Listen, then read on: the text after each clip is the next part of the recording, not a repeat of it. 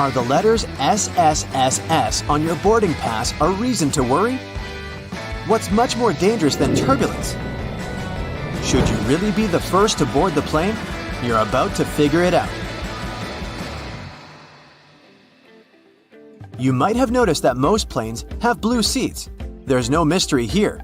Airlines opt for this color because it's considered to have a calming effect. This color supposedly puts passengers at ease and helps even the most nervous flyers to relax.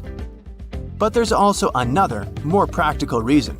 Stains, dirt, and scrapes are less visible on dark blue fabric.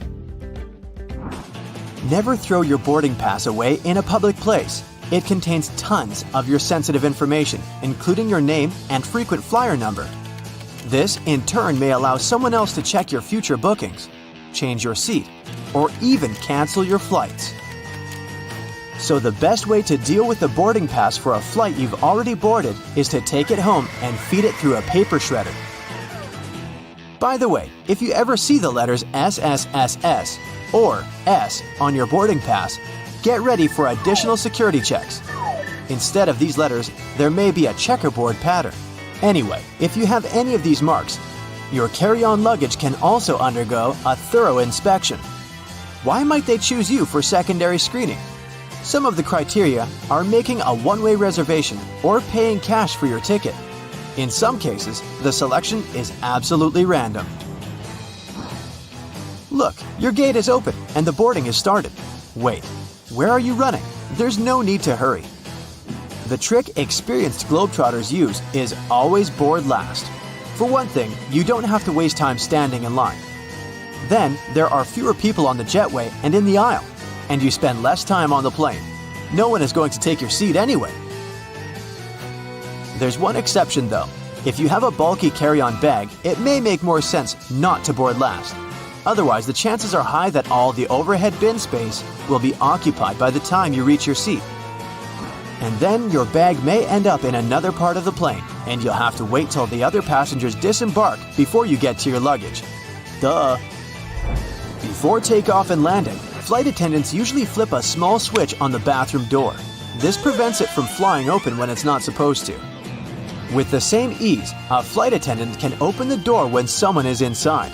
Look, they only need to lift the lavatory sign and move the knob into the unlocked position. Pilots don't worry about turbulence.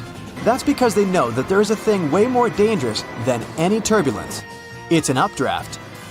In most cases, turbulence only drops you a couple of feet down, even though it might feel as if you're falling from the top of the Empire State Building. If the turbulence is strong enough for the pilots to ask flight attendants to sit down, the plane can go 10 to 20 feet down. The most extreme white-knuckle turbulence is super rare. But an updraft is a big air mass, part of a storm or some other weather phenomenon, moving upwards. Pilots don't see updrafts on their radars at night, and when a plane hits one, it feels like driving over a huge speed bump at 500 miles per hour. An updraft is also extremely treacherous because it can push an aircraft upward to dangerous altitudes. Modern planes have a special system that detects other aircraft, mountains, and different solid objects in their path. 10 miles away from another plane, and a voice in the cockpit starts chanting, "Traffic, traffic." 5 miles closer, and the same voice begins to give pilots the directions. Airplanes can operate with one engine, even during takeoff and landing. Both engines failing simultaneously is almost unheard of. But even then, a plane wouldn't drop from the sky like a rock. Pilots would have up to 20 minutes to find a suitable place to land. The way the cabin is pressurized has a great effect on your taste buds.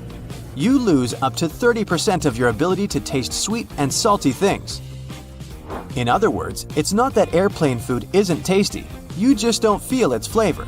That's also the main reason why airline catering companies add extra salt and spices to the dishes they cook. But you know what may help you? Noise-canceling earphones. For some reason, that probably has a scientific explanation. Cutting off all that noise around can help your taste buds. Each of those dings you hear during the flight has its own meaning. In most airlines, a boing soon after takeoff indicates that the landing gear is getting retracted. 3 dings in a row means more urgency than just one. A high-low ringtone informs crew members that their colleague needs them in another part of the plane. 3 low chimes means some serious turbulence ahead. Crew members are supposed to put away meal carts, take their seats, and fasten their seatbelts. If you're a nervous flyer, pick a seat in the middle of the cabin. Turbulence mostly affects the front and rear parts of the cabin. The middle section, which is over the wings, doesn't shake so much. Pilots and co-pilots eat different meals. The reason for this precaution is very simple. Imagine both pilots having the same dish and getting food poisoning. In this case, neither of them will be able to control the plane. If they still want to have the same dish and won't agree to have anything else, there's a safety net.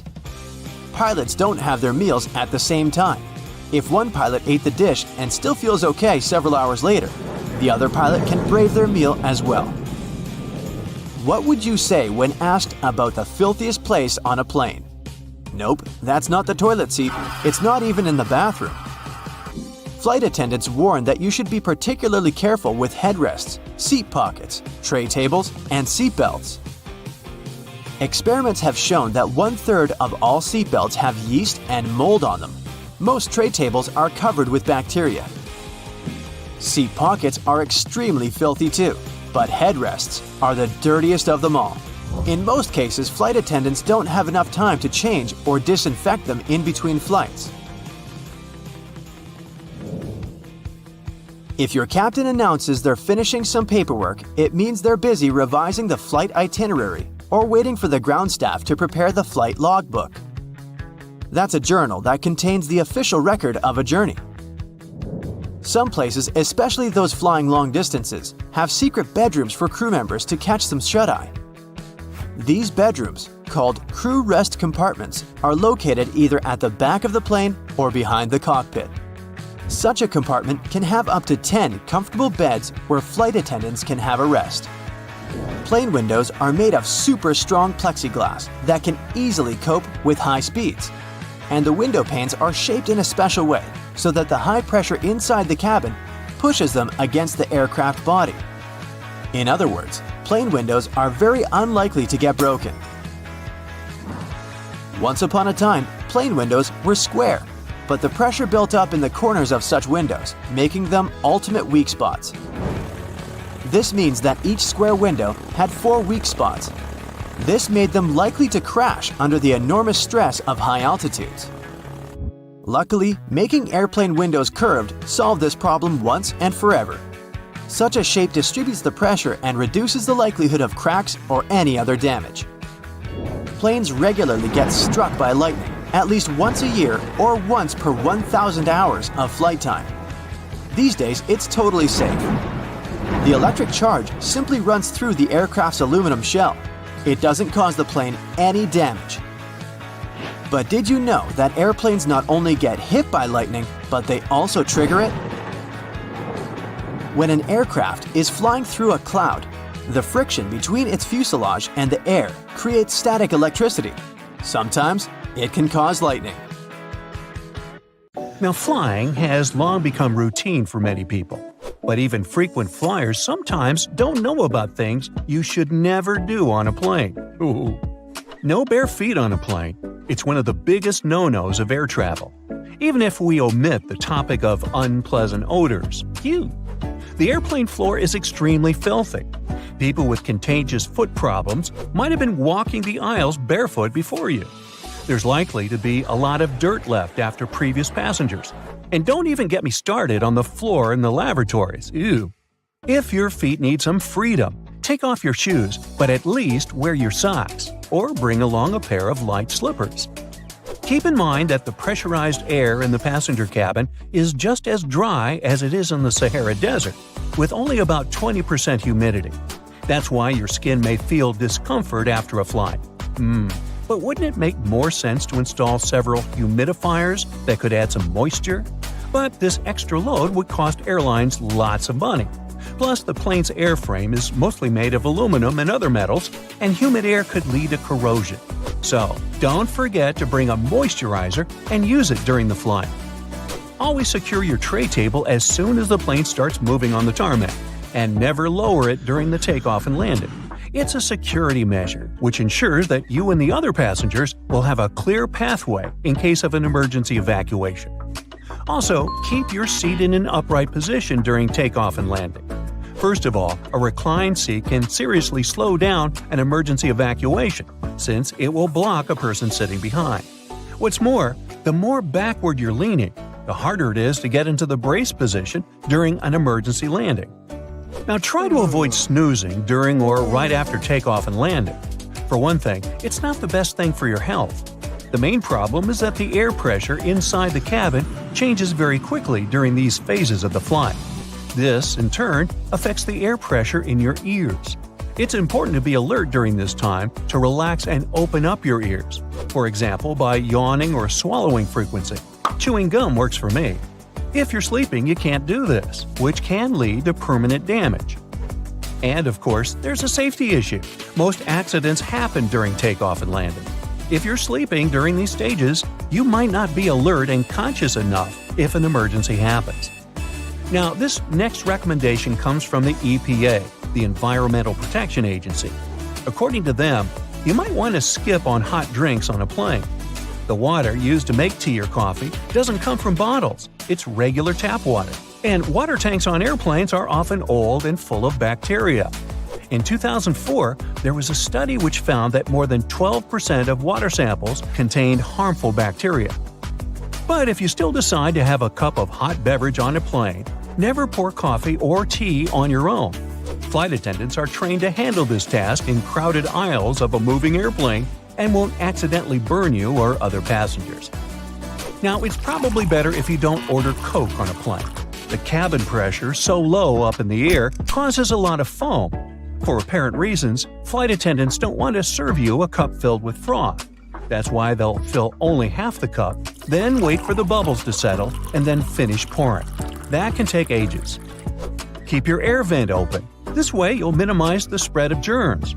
Planes have high-quality air filters. They'll catch up to 99% of all airborne germs, so you should be safe there. But make sure to wipe that tray table. With 8 times more bacteria than the toilet flush button, it's the dirtiest place on board. Another thing you should avoid is leaning your head on the window if you have a window seat. You never know who occupied your seat before you, and, in any case, the glass is likely to be covered with germs. Say no to backless sandals and high heels on a flight. I do. There are very serious safety reasons for such a request. The first is that both these types of footwear make it very difficult to evacuate the aircraft fast. If you wear high heels, you will anyway have to leave them behind in case the crew is using emergency slides during an evacuation. The heels are very likely to damage the slide, so off they go. Now ask yourself, do you really fancy running away from the airplane barefoot? I'll answer that for you. Nope. Instead, wear sturdy shoes with a solid sole. In this case, you won't find yourself standing on the hot tarmac or in the weeds without any footwear at all. Don't stuff heavy objects into overhead compartments. Your things may not stay inside during severe turbulence, and while falling out, they will injure you and other passengers. Ow! That's why, if it feels difficult to lift something into the overhead compartment, better put it under the seat in front of you or elsewhere. Now, don't blame the pilots for the hard landing. When you experience it in bad weather, it might be intentional. If the runway is covered with water or snow, the plane has to touch down hard in order to break the water layer and prevent aquaplaning. Otherwise, the water can perform the role of a lubricant, and the plane won't be able to brake or respond to any control. Deploying an emergency slide when there's no emergency is a very bad idea. It can cause hour-long delays and cost airlines thousands of dollars to pack the undamaged slide back into its container. Why would someone do it? Apparently, some think it'll help them get off the plane faster. Well, they're an idiot. Don't be one yourself. Just keep in mind that it doesn't work this way. Don't ignore the instructions of the cabin crew to open window shades during takeoff and landing. This way, flight attendants can see what's happening outside, assess the situation, and act fast, organizing the evacuation. For example, if there's a fire outside one exit, they will redirect passengers toward another door. Avoid carrying spray deodorants or shaving cream in your carry-on baggage. Both these things tend to explode mid-flight and therefore aren't allowed on board the airplane. A much better idea is to choose stick deodorants. You also mustn't keep power banks in your checked luggage. And if you want to bring one on board, its capacity shouldn't be more than 20,000 milliamps. Besides, you shouldn't use them during the flight since they might catch fire. In general, lithium batteries are safe to use, but since they're high energy, they can catch fire if they're not treated with care, misused, or if there's a manufacturing fault. Such batteries have been the cause of quite a few fires on board airplanes, as well as during ground handling. Do not worry about airport scanners, they won't harm your health. Otherwise, airport employees wouldn't be able to stay near them without special clothing. Even when you're passing by a baggage scanner, the risk is minimal. And the last one, don't act like a jerk on board. Behave yourself. I know you will. Also, never try to land a plane on your own. Nah, don't laugh, I'm not kidding. In movies, they often show us that something happens to the pilots and they can't land the plane. And that's when the main character, a very skillful person, starts their game. Unfortunately, it's close to impossible to do it in real life.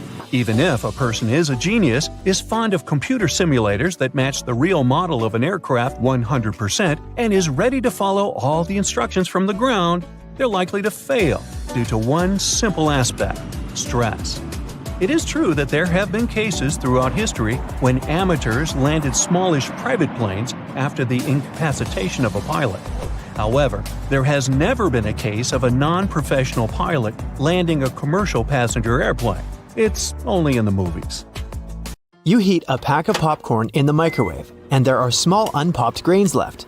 You can get rid of them before you open the bag. See this little tiny hole at the top? Shake the pack over the plate, and all the grains will fall out of the hole. It's much better to peel off the stickers, not from the bottom to the top, but tear them off from the side. This way, the paper remains flat, and its low side doesn't bend. Peel the banana starting from the top, then you will not have to squeeze the bottom of the fruit. The hole on the pan handle can be used not only to hang it on the wall. You can insert a spoon into this hole while cooking a soup. Cardboard containers with Chinese food can be opened so that 4 paper walls lie flat on the table.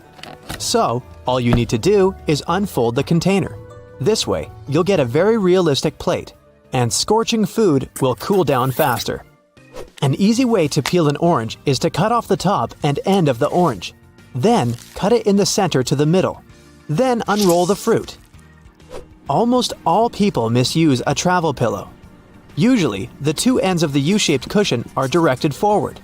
The correct position is to turn the pillow on the other side. The arc should be under your chin, and the 2 ends should look back. Your neck will feel much more comfortable in this position, and you'll get a great nap. Your ceiling fan has 2 modes, for winter and summer. You need to find the switch on your fan. Switch up to start winter mode, or down for summer mode. In summer mode, the fan pushes the air down, and it sucks the air up in winter mode. According to the rules of etiquette, you must first let those who leave the room, building, elevator out, and only then can you enter. First, they come out, then you come in. If you're inside, then you come out first. This simple rule will help to avoid a collision. In restaurants and cafes, toothpicks are always on the table. Most people use them incorrectly when they pick their teeth immediately after eating. The correct and cultured way is to go into the restroom and carefully pull out all the food leftovers from your mouth. Here's the right way to tie a garbage bag without making this little hole on the top. Don't tie these thin straps together. Hold them up, make a knot, wrap them around the knot through the loop, and here you have a good tight seal. To properly dry your sneakers in the dryer, you need to tie the laces together. Then put the sneakers inside the dryer, but leave the laces' tips sticking out. Close the lid so that it clamps the shoelaces. Done! Wired headphones fit much better in your ear if you put them on in a way when the tips with the wire direct up. Then, the wire can be put around the auricle, so your headphones will not fall out of the ear. A bobby pin should be attached with the wave side closer to the head. Then it will not fall out of your hair. Don't brush your teeth with an electric toothbrush using fast movements. The electronic toothbrush should pass smoothly through the teeth. You can tear a bag of sugar with one hand. Hold the bag above a mug. Just place it on your index and middle finger. Then press your thumb into the middle of the bag.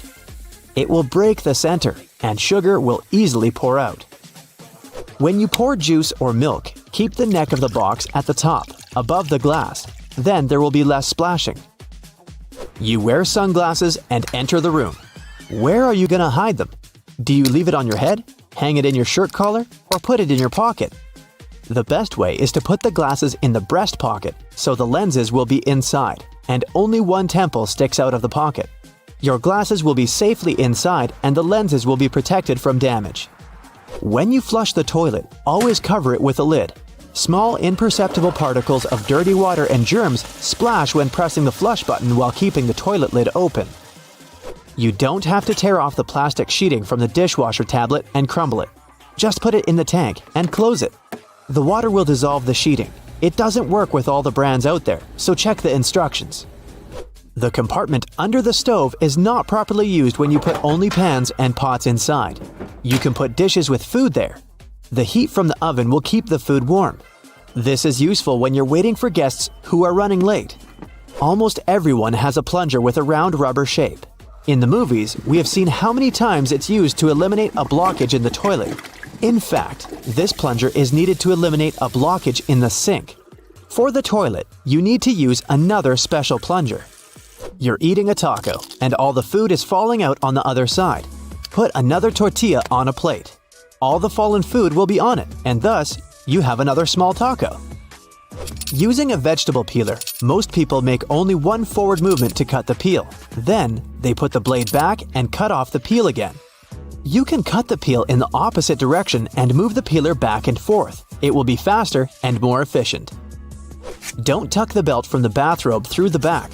Pull it out and thread it in a loop on the side of your stomach. After that, tie the belt as you like. This way, the bathrobe will snuggle tighter to the body. Most of us use toilet paper seat covers incorrectly. The correct way is to put the paper so the round side, in the middle, looks into the back part of the toilet. Advertisements show us that we need to cover the entire surface of the brush with toothpaste. One small pea is enough to brush your teeth. Companies want you to use the paste fast and buy another one. That's why they show this wrong and uneconomical way. We've been applying deodorant wrong all this time.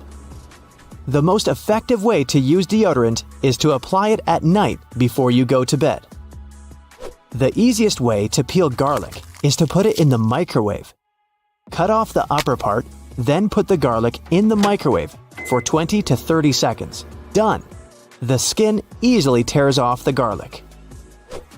Most people cut pizza from the middle to the edge. The filling always leaves the dough, and you have to make a lot of cuts. The correct and convenient way is to cut the pizza across, from one edge to the other. You only need 2 cuts to divide the pizza into 4 pieces, 3 cuts to divide by 6, and so on.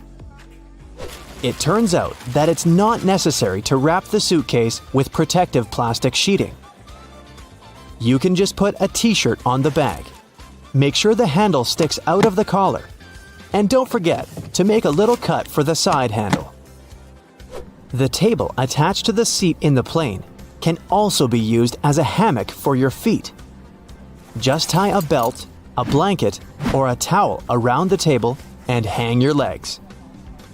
To move a needed letter or a word on your phone screen, it's not necessary to press your finger on the text area. Press the space button and hold it to control the slider. Works on all iPhones. The Spotlight function on your Mac is designed not only for quick search of files and applications. You can use the search bar as a calculator. Just enter a mathematical example that you need to solve. Spotlight also uses internal dictionary data. Enter any word and get data from the dictionary about this word. If you're hungry, and don't know what to order in a restaurant, there are special mobile apps to help you out. They show how the dish looks, its size, and weight. Now first, you probably already know that germs are everywhere, and it's impossible for humans to get rid of them. These tiny creatures train our immune system. We're becoming stronger when our organism constantly faces bacteria and improves its protection skills. So don't worry about what you see next. Welcome to one of the favored places among bacteria and microbes – hotel rooms. Yes, they seem to be so clean, but in some ways, they're more dangerous than a garbage dump. Everything is dirty at the landfill, and you're afraid to touch anything. But the dirt in hotel rooms is almost invisible. Germs are waiting for you here, and there are a lot of them. So the first problems appear already in the elevator. The buttons on the panel are swarming with various bacteria. Suppose no one cleans them with a disinfectant. In that case, these buttons become the arena where billions of microbes multiply and devour each other. Take a look at an ordinary apartment building. There are elevators too. The same people live in this house, transmitting the same germs when they touch the elevator buttons. Your body encounters these microbes often and quickly develops the needed protection. But different people stay in hotels. A guy from some African country can bring a bacterium that will be dangerous for a girl from cold Norway. Therefore, after you touch the button, wash your hands with a soap or disinfectant. So, the elevator opens its doors and you walk towards your room. Watch out! There's another hot spot ahead. See that door handle? This area is another beloved playground for germs. How many people have touched it before you? How long has it been since it was washed? Do you know why such a handle is more dangerous than a toilet seat? Most of all, microbes accumulate on our fingers and palms. When we don't wash them, we transfer 1 million bacteria from one place to another by touching the surfaces of different objects. So the best way is to touch the door handle with the same hand you use to press the button in the elevator. As soon as you enter the room, wash your hands. The good news is that hotel staff clean bathrooms and toilets much better than the rest of the room. So you're a bit safer here. But still, take a good look at the corners of the bathroom and the tiles. If you see black spots somewhere, it means there's mold. This thing can cause allergic reactions like runny nose and eye irritation. Mold can be pretty dangerous, but hotel staff usually watch it closely. So it's unlikely that there will be something like this in your room unless it's a cheap hotel. You don't stay there, do you? Oh, by the way, did you know that toilet paper in a public toilet contains more germs than the toilet lid? You make a mistake if you cover the seat with pieces of that paper. First, many people touch it, which means they transfer bacteria onto it. Secondly, dirty little splashes get on the roll when someone flushes the toilet. Microbes feel more comfortable living on soft paper than on the hard surfaces of the toilet, so don't put it on the seat. But if you see a metal or plastic cover on the roll, you're lucky, since the roll is protected from germs. Then, after you've done your business and washed your hands thoroughly, you have two options. Wipe your hands with a paper towel or use a hand dryer. It doesn't matter which you choose, both variants have a lot of germs. But if you use the dryer, bacteria will fly all over the room, so better grab a towel. Okay, you come out of the bathroom and find yourself in a danger zone. Don't think that all germs there are harmless. Some of the most common bacteria in hotels cause intestinal infections. If you don't want to spend the rest of your vacation or business trip next to or on the toilet, get ready to fight colonies of tiny parasites. The first thing you need to do is wash those glasses and cups with soap. Some travelers carry their own mugs with them, which is a good idea. Then look around and ask yourself, which places do people touch the most? These are the TV remote control, coffee machine, fridge, door handles, tables, hairdryer, and windows. But relax, you don't need to do the cleaning instead of the hotel staff. It's enough to have wet wipes with a powerful disinfectant. Wipe the surface of all these objects. Perhaps you worry in vain, and the hotel carefully monitors how clean the rooms are. Or you can tell the manager you want to have your room cleaned again. So you've wiped all the surfaces and jumped into bed tired. Unfortunately, you're not the only one to rest on that soft mattress. You have a huge company of bacteria. Of course, washing pillowcases and bed linen destroys germs, but what about the bedspread? Most likely, nobody washes it. Removing germs from the tissue is difficult, so you'll probably have to put up with it. But the thing you shouldn't accept is bed bugs. If you notice dark spots on your mattress, this is most likely the waste left by bed bugs. You're not hungry, are you? I don't want to spoil your appetite. The insects themselves can hide deep in the mattress. They can sleep there for months and then wake up to satisfy their hunger. While you're resting, they come out and bite your legs.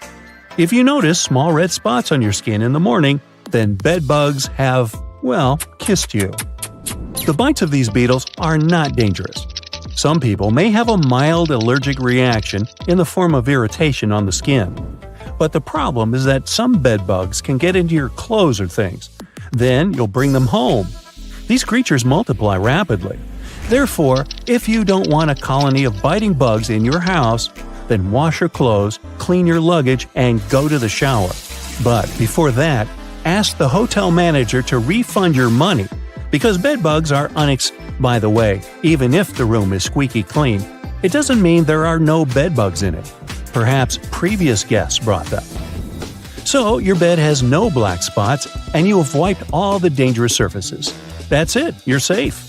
But try to walk on the floor wearing slippers or thick socks, as the floor is also a source of dirt. You spend several nights in the hotel and finally return to a clean and safe place, your home. Unfortunately, your house can also have many germs you don't see. Do you like to have fun with friends and play video games? Do you remember when the last time you cleaned the gamepad was?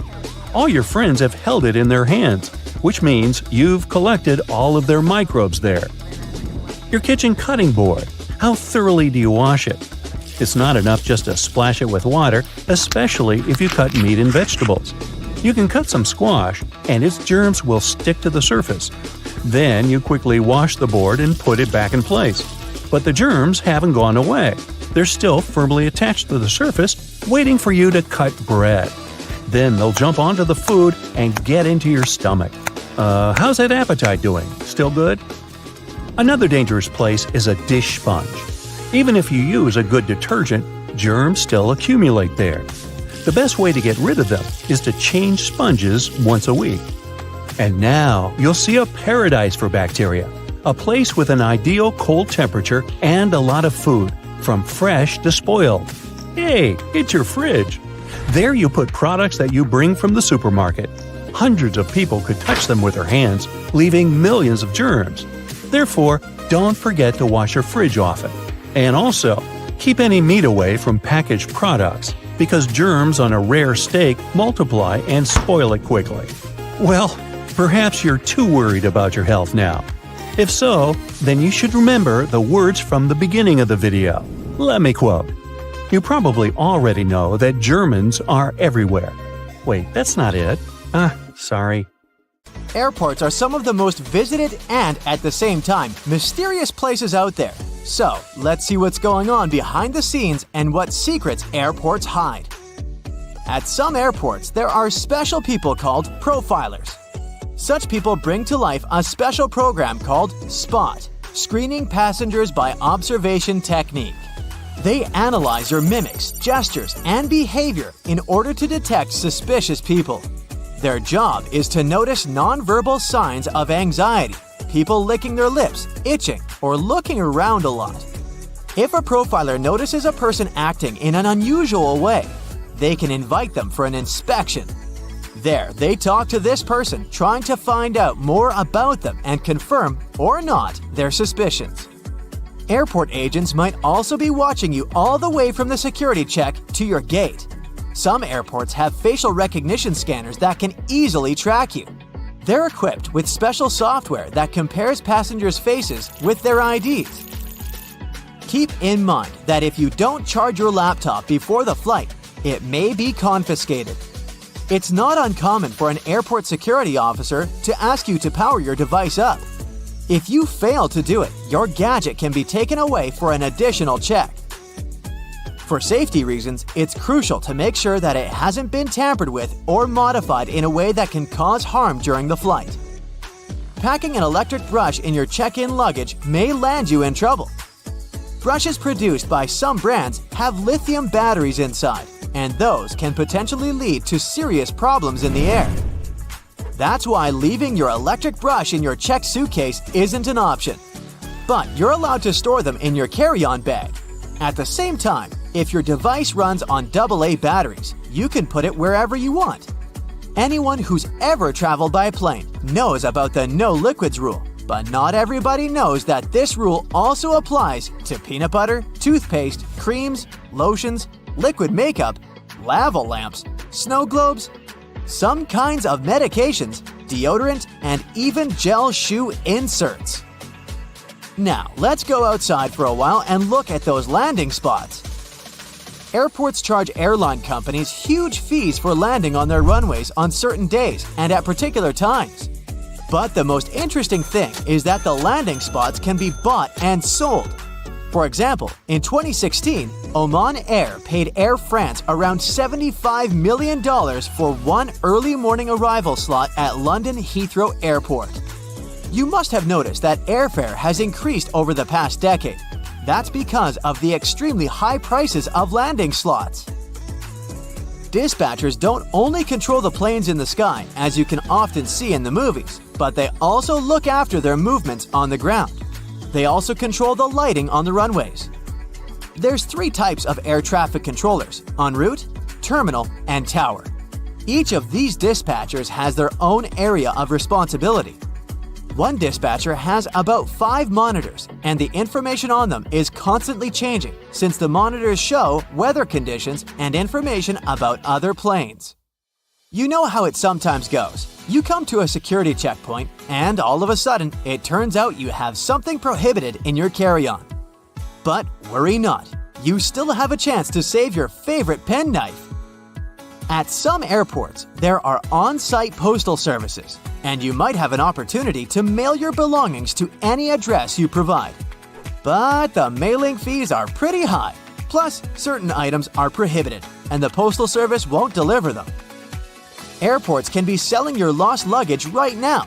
Of course, I don't say that there's no chance for you to get back your suitcases that's traveled to a different destination, but just as likely, you might not see it again.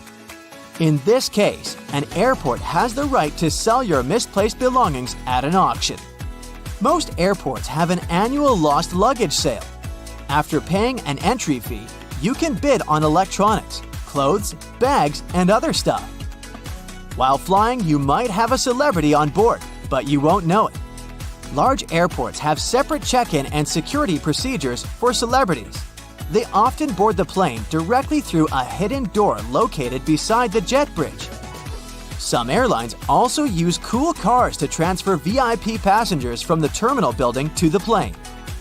At the same time, most people come to the airport well ahead of time. And the most popular activity while waiting for a flight is wandering through the duty-free zone. And even though people rarely plan to buy anything there, different products end up in their shopping baskets. That's because lots of airports are designed in a special way that makes people feel relaxed and at ease. I'm talking about all those huge windows, a lot of light, massage chairs, and comfortable seating areas. And statistically, calm passengers are 10% more likely to spend money on retail, duty-free, and food. Designers put a lot of thought into airport layouts. It helps to ensure the smooth flow of travelers. And the main point here is easy navigation that can prevent people from getting lost. This is achieved through subtle but very effective design cues. And placing duty-free zones between security checkpoints and boarding gates is one of them. They supposedly help you relax after clearing security and lead you where you need to go. But speaking of food, a celebrity chef restaurant at the airport might not be as good as it would be if you were visiting the real thing. Not chefs themselves, but special restaurant companies are responsible for airport outlets. One of the reasons is the extremely strict security that surrounds airport deliveries, including food. You may still have a nice meal, but it won't be the same. Now, I'll tell you about one more way airports manipulate you into spending your money. They make you walk through the shiny duty-free stores straight after the security check. But the most curious thing is that the walkway through such stores usually veers to the left.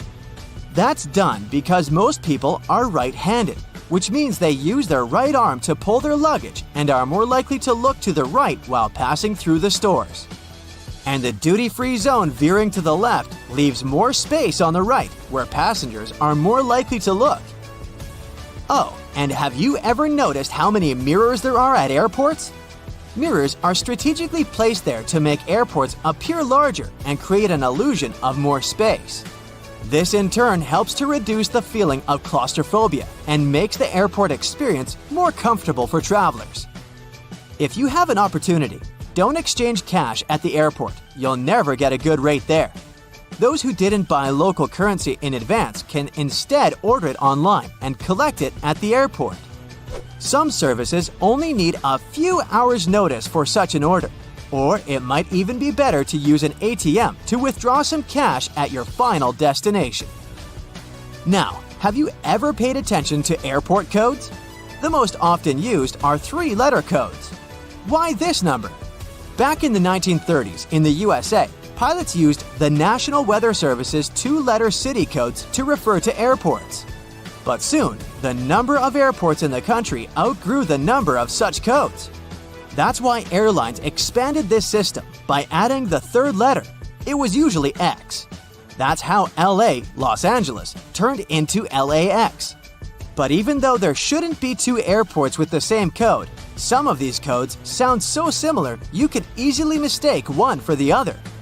For example, look at this airport with the code CGP in Bangladesh. And here we have CPG. It's the code of an airport in Argentina. It's dangerously easy to fly to the wrong place, so pay attention.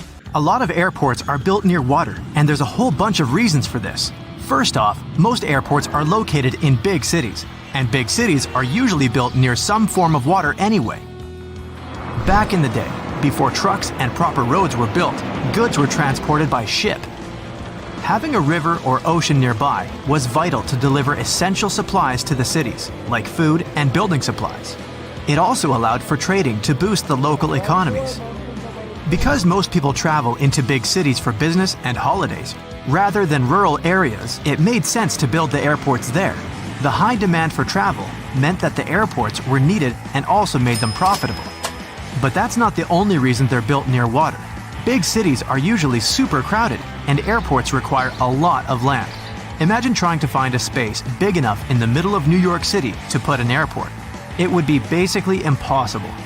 Areas next to water are usually a bit more rural, so there's more space than the big cities filled with skyscrapers. Some countries have even taken this one step further. Land is really scarce in Japan, so to build Kansai International Airport, the architects of Osaka headed 3 miles offshore to Osaka Bay to make a man-made island. The artificial island is 13,200 feet long and 8,500 feet wide. That's so big that it can even be seen from space.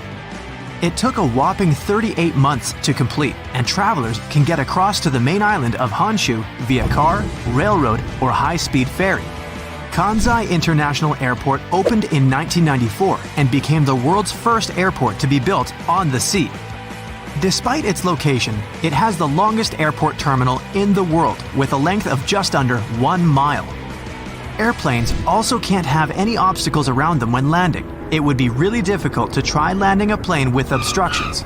These include trees, mountains, buildings, and power lines. Over water, nothing will restrict planes from taking off or landing, making it much safer.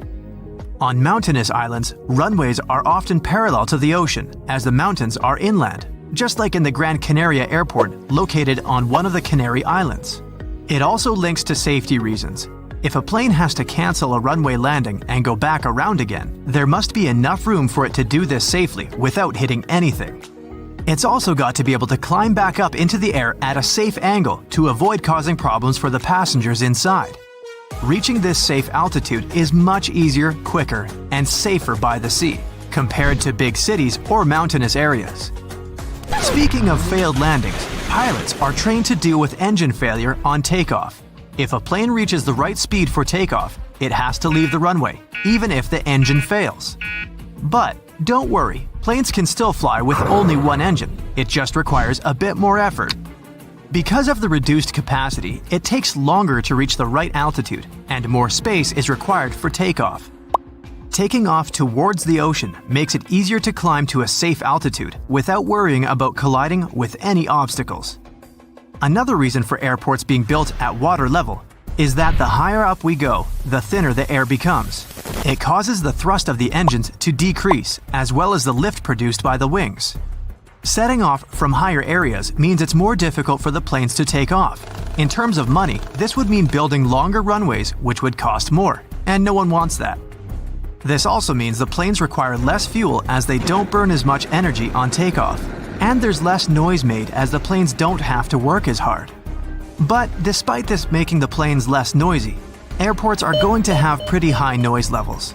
Imagine hearing planes zooming over your house while you're trying to get sleep at night. This is a key reason why airports are usually built on the coast, far away from any residential areas, as fish aren't generally known to file noise complaints. In some countries, airports actually have to provide upgrades for nearby houses that will be affected by the noise. Germany is one of these countries, and they do everything from improving roofs to adding wall insulation to cover all that noise. Building by the coast means that they don't have to pay up for all these expensive upgrades, which saves the airport lots of cash. Coastal areas also have weather advantages for flying. Sea breezes are steady winds that blow from the water to the land. Planes mostly land and take off with the wind, making it the perfect place to build an airport as there'll be no delays caused by unexpected strong winds. But while the sea breezes that come in spring and summer are great, areas near water can be prone to fog during fall and winter, so this part has its pros and cons. But not every airport is on the coast, as it does also pose a number of issues too. One of the biggest is birds. Our feathered friends love the coast because of all the yummy fish, but they can cause big problems for pilots. But airports manage to get around this using scare tactics. Birds don't really enjoy noise, and planes aren't the quietest of things. Airports also make loud bangs and even train hawks to take down birds that are in the way. The most obvious risk of building close to the sea, though, is flooding. Airports cost crazy amounts of money to build, and planes aren't cheap either. Back in 2018, Kansai Airport was flooded by Typhoon Jebi. They had to cancel all operations for 2 days, and the water was so high that it damaged the engines of the planes. While coastal airports put measures in place to protect against flooding, it's pretty difficult to save everything from a typhoon. With rising sea levels and an increase in extreme weather, these floodings are also looking more and more likely to happen. A quarter of the world's 100 busiest airports are less than 32 feet above sea level, and 12 of those, including New York, San Francisco, and Shanghai, are less than 16 feet. Yikes! All that water poses another problem. If planes overshoot the runway, they have nowhere to go. Overshooting is basically when the pilot underestimates the length of the runway and doesn't reach takeoff speed in time. There are usually extra bits of concrete or grass that the plane can run onto when the airports are on land. There'd be a bit of damage to the plane in this case, but nothing major. But with coastal airports, the plane might go straight into the water. Luckily, there's new tech that aims to prevent this from happening. These new kits let the pilots enter in all the flight calculations, including the weather conditions that could affect takeoff. This system then calculates how much runway the plane will need to stop. Many airports also have added soft concrete to the end of runways to avoid a watery disaster. When the plane glides onto this soft concrete, they get stuck and it stops them traveling too far. There are also financial issues with building airports next to the water. Land rent next to the coast or lakes is usually higher than the mainland due to the demand. Like 40% of the US population lives on the coast, despite coastal areas only making up around 10% of America's total landmass. Airports require flat land to be built on, but this isn't always easy to find, and coastal land can pose particular problems due to sand conditions on marshland. But this doesn't mean it's not possible. One of the world's most famous airports, New York's JFK, was built on marshland. The land was a lot cheaper than usual, and marshland can't really be used for a lot. Of course, it can cost a lot of money to make the ground suitable to carry heavy loads, but this was all sorted. Finding such a big area close to one of the world's most famous cities was a very rare find, even if it was marshland.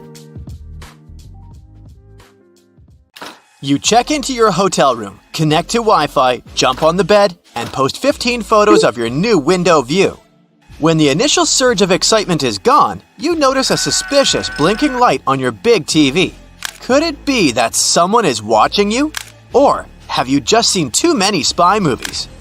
Well, hidden cameras come in all shapes and sizes. Large ones are easy to spot, but the small ones can be really sneaky and inconspicuous. They can be hiding behind furniture, in decorations or vents, and anywhere else you'll have trouble noticing. There are even special cameras that can be hidden in everyday movable objects like alarm clocks, picture frames, vases, and lamps. Check to see if these objects are facing at a strange angle or if they're positioned to get the best view of your room or bathroom. The easiest way to spot a hidden cam is to look for the lens reflection because all cameras come with lenses. Turn off the lights and slowly scan the room with a flashlight, laser pointer, or a special wireless spy cam detector. It comes with infrared scanning lights and one illuminating light. When you find a reflective red spot, you gotta turn on the flashlight to help check if there is a hidden camera.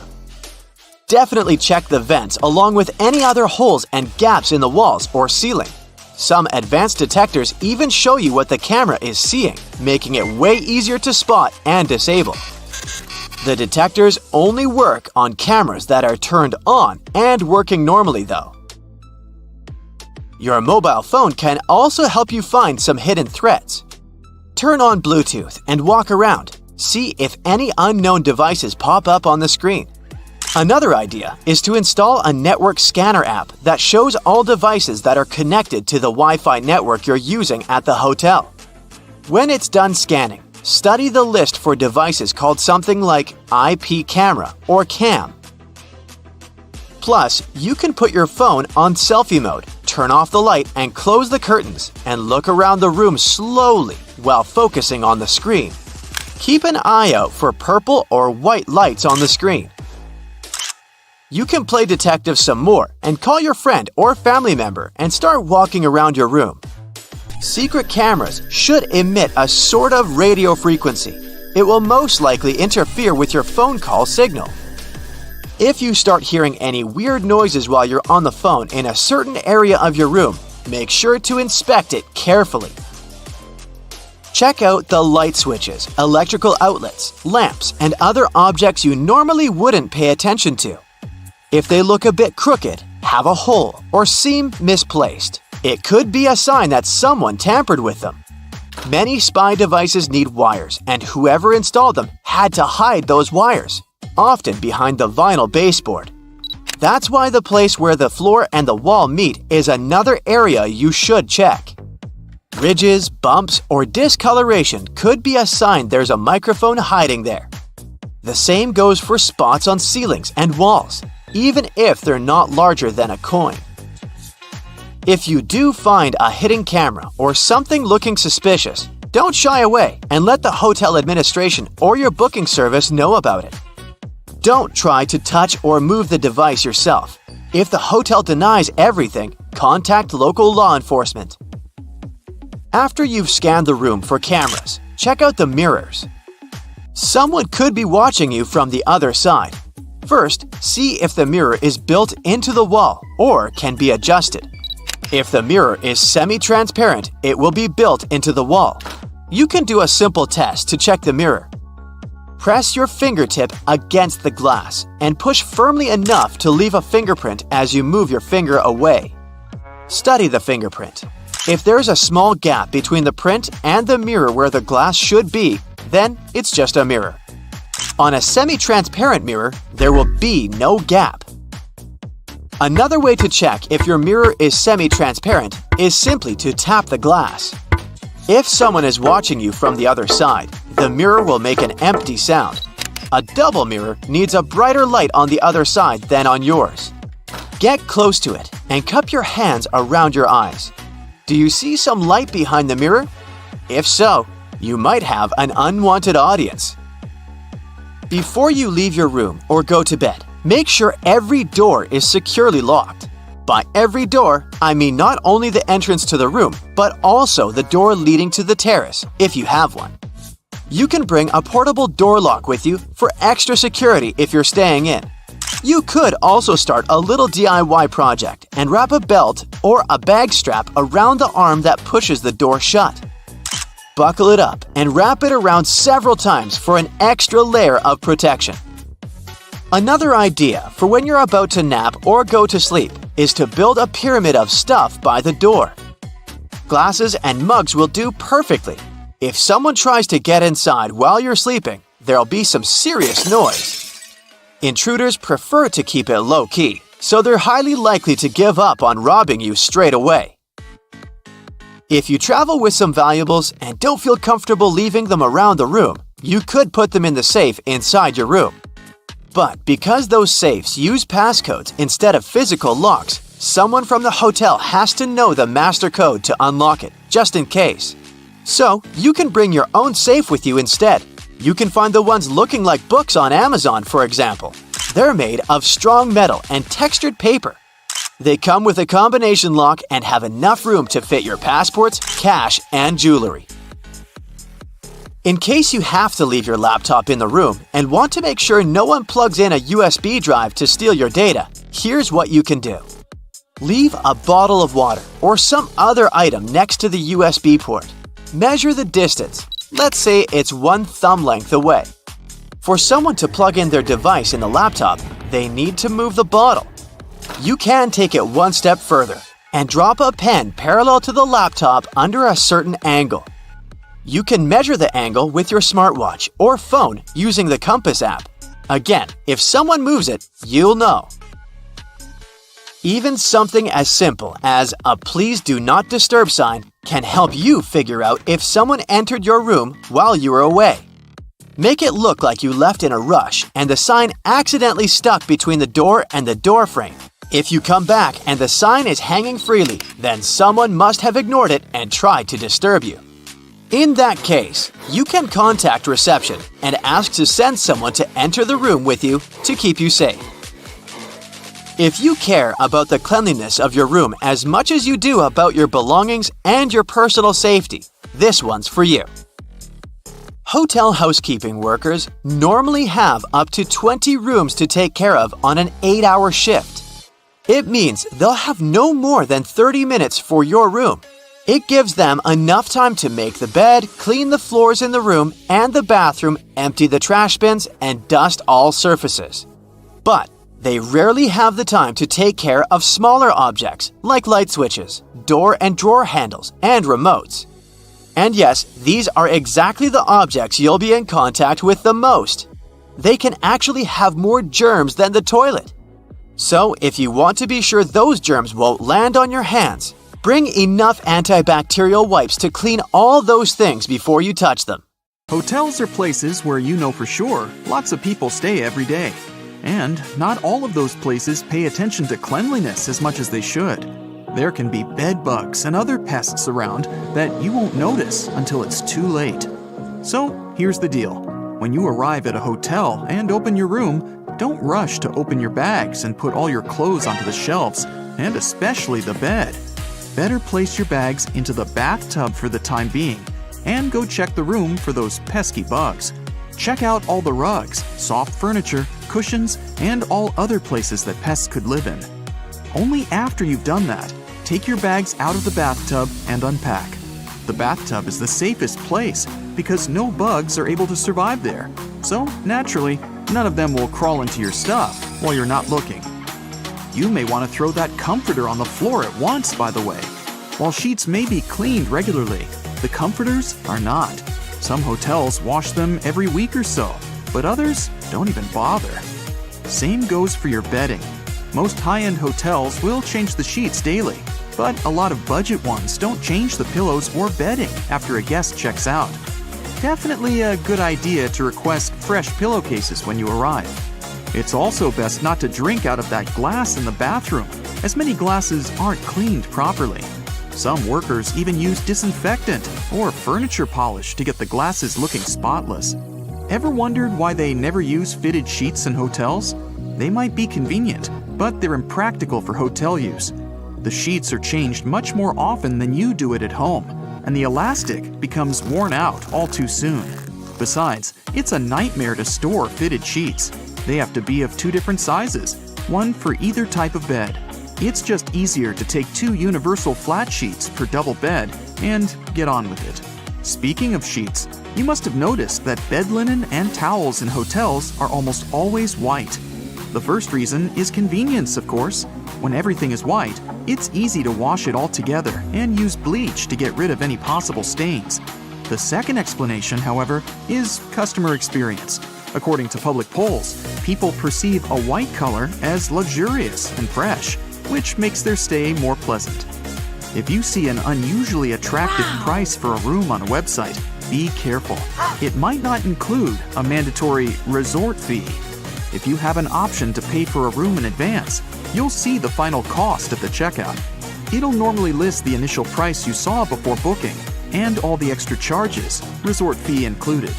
If you decide to pay at the hotel, though, you might be up for a surprise when you check out. So always make sure to read the fine print. You may have seen a rather weird thing in many hotels, a phone in the bathroom, especially just next to the toilet. You'd probably be surprised to know that it's an actual requirement for hotels to receive a 4-diamond rating from AAA. But this also makes pretty good sense. For example, if you slip and fall on the wet floor of the bathroom, a phone can be handy to call for help. Returning to bathrooms, hotels typically don't provide plungers in rooms. You see, hotels want you to have a feeling that you're the first person ever to enter the room you're staying in. It's a question of your comfort, which is the primary concern of any respectable hotel. And a plunger in the bathroom, according to anonymous polls, makes people think that the toilet may malfunction at some point, which doesn't help the image. If your hotel has card keys with magnetic strips, make sure you put your card key apart from your cell phone and wallet. The problem is that key cards are rewritten quite a lot, and they're designed for that process to be quick and easy. So, a fairly strong magnet, like the one in your cell phone, could erase your key card, and you wouldn't be able to get inside your room. The hotel will surely provide you with a new card, but that's still inconvenient. Many hotels only accept credit cards as a form of payment, and without one, you won't be able to book a room directly or use the paid services provided by the place. Booking a room is just the first step of your stay at a hotel. During your vacation or business trip, you might use the minibar or other paid services that you'll only have to pay for at the checkout.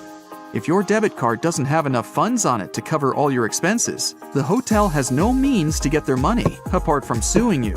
If you pay with a credit card, however, all the additional costs go to the bank, and everyone's happy. The time of check-in and check-out is fixed not to annoy you. It's done so you don't barge in onto guests who stayed in the room you've booked, and the hotel staff can clean the room and prepare it for the next guest's arrival. By the way, the checkout time is normally about 11 a.m. to 12 p.m. because hotels actually care about your well-being. They not only let you have your breakfast, but also give you some time to prepare for departure without hurry. Isn't it kinda annoying that many hotels don't have a socket near the bed? In fact, time is to blame in this case. Lots of hotels around the world were built before mobile phones and other portable devices became so popular and widespread. Back then, of course, they didn't need bedside sockets, and many of them haven't yet caught up with the times. You can avoid this issue if you stay at a hotel that's been built relatively recently. Once you're at the check-in desk, it's likely that the hotel staff already recognize you. Many hotels, especially higher-end ones, will do a little research of their guests' social media. While this seems a bit creepy, it's only so they can see who you are to make your stay more comfortable. At check-in, you'll also be given an initial key which will reset the door lock and cancel any existing keys. But make sure to be respectful to your receptionists. Sometimes, they may play practical jokes on rude customers by key bombing. This is where they give you 2 of the initial keys. Either key resets the door, so once you use the second one, the first will no longer work. Toothpaste is one item you probably won't find in the hotel room's bathroom. For budget hotels, it's often too expensive to order, as it's classified as a medical supply. For luxury hotels, it's the opposite. They often can't find a toothpaste manufacturer that's fancy enough to be present in their rooms. While the staff clean hotel rooms frequently, disinfecting smaller items is not on the top of their priority list. Remote controls and phones are some of the dirtiest things in a hotel room. So do yourself a favor and bring some disinfectant wipes to clean them before use. If you're thinking about putting your valuables in the safe for security, you may also want to think twice.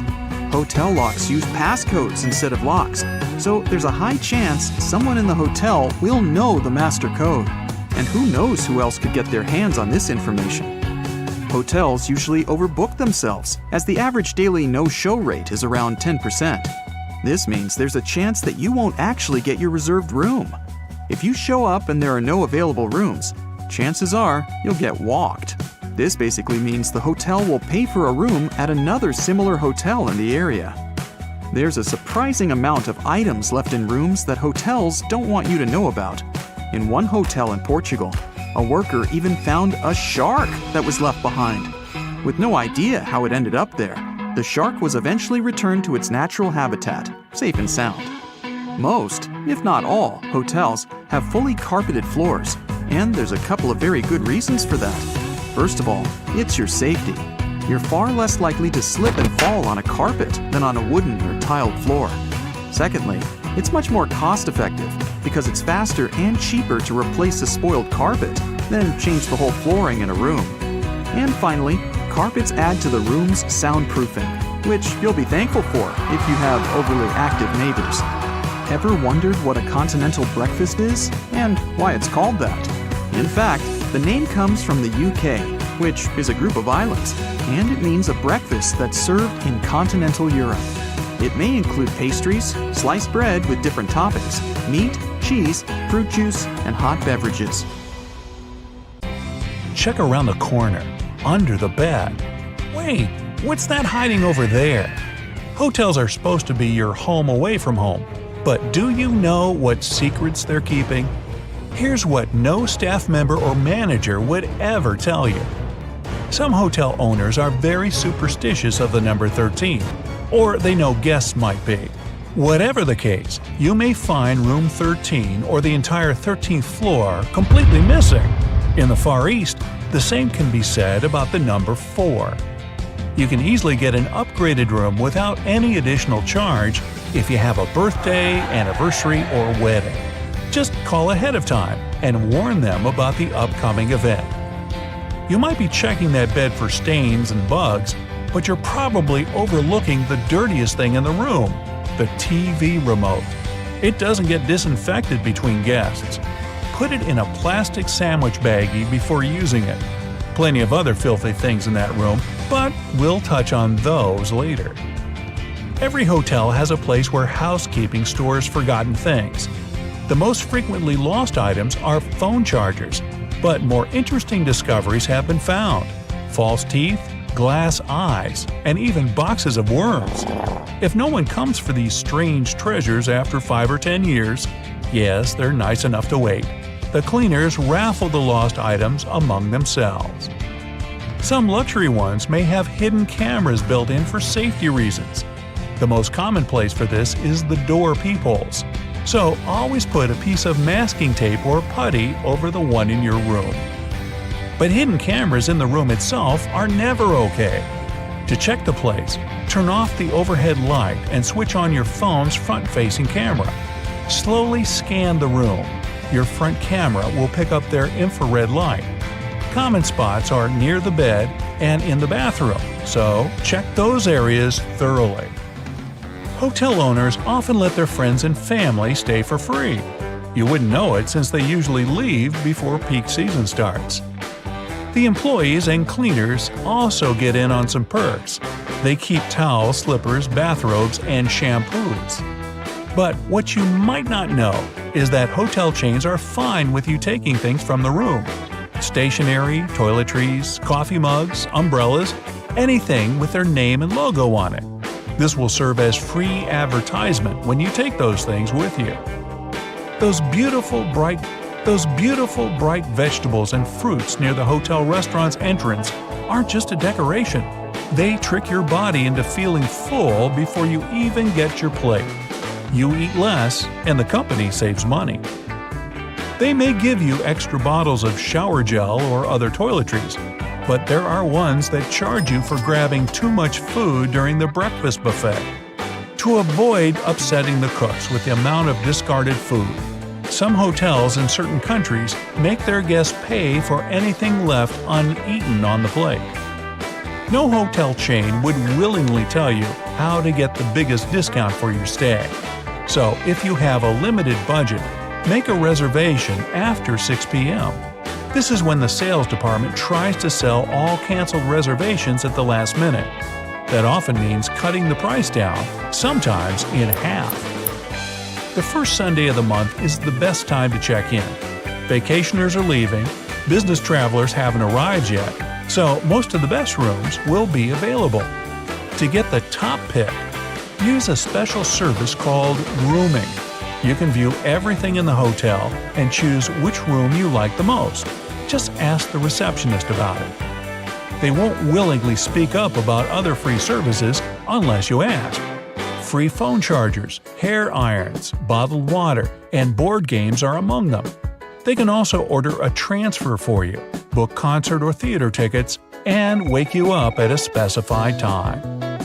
Hotels can refuse you a check-in even if you've paid for a booking in advance.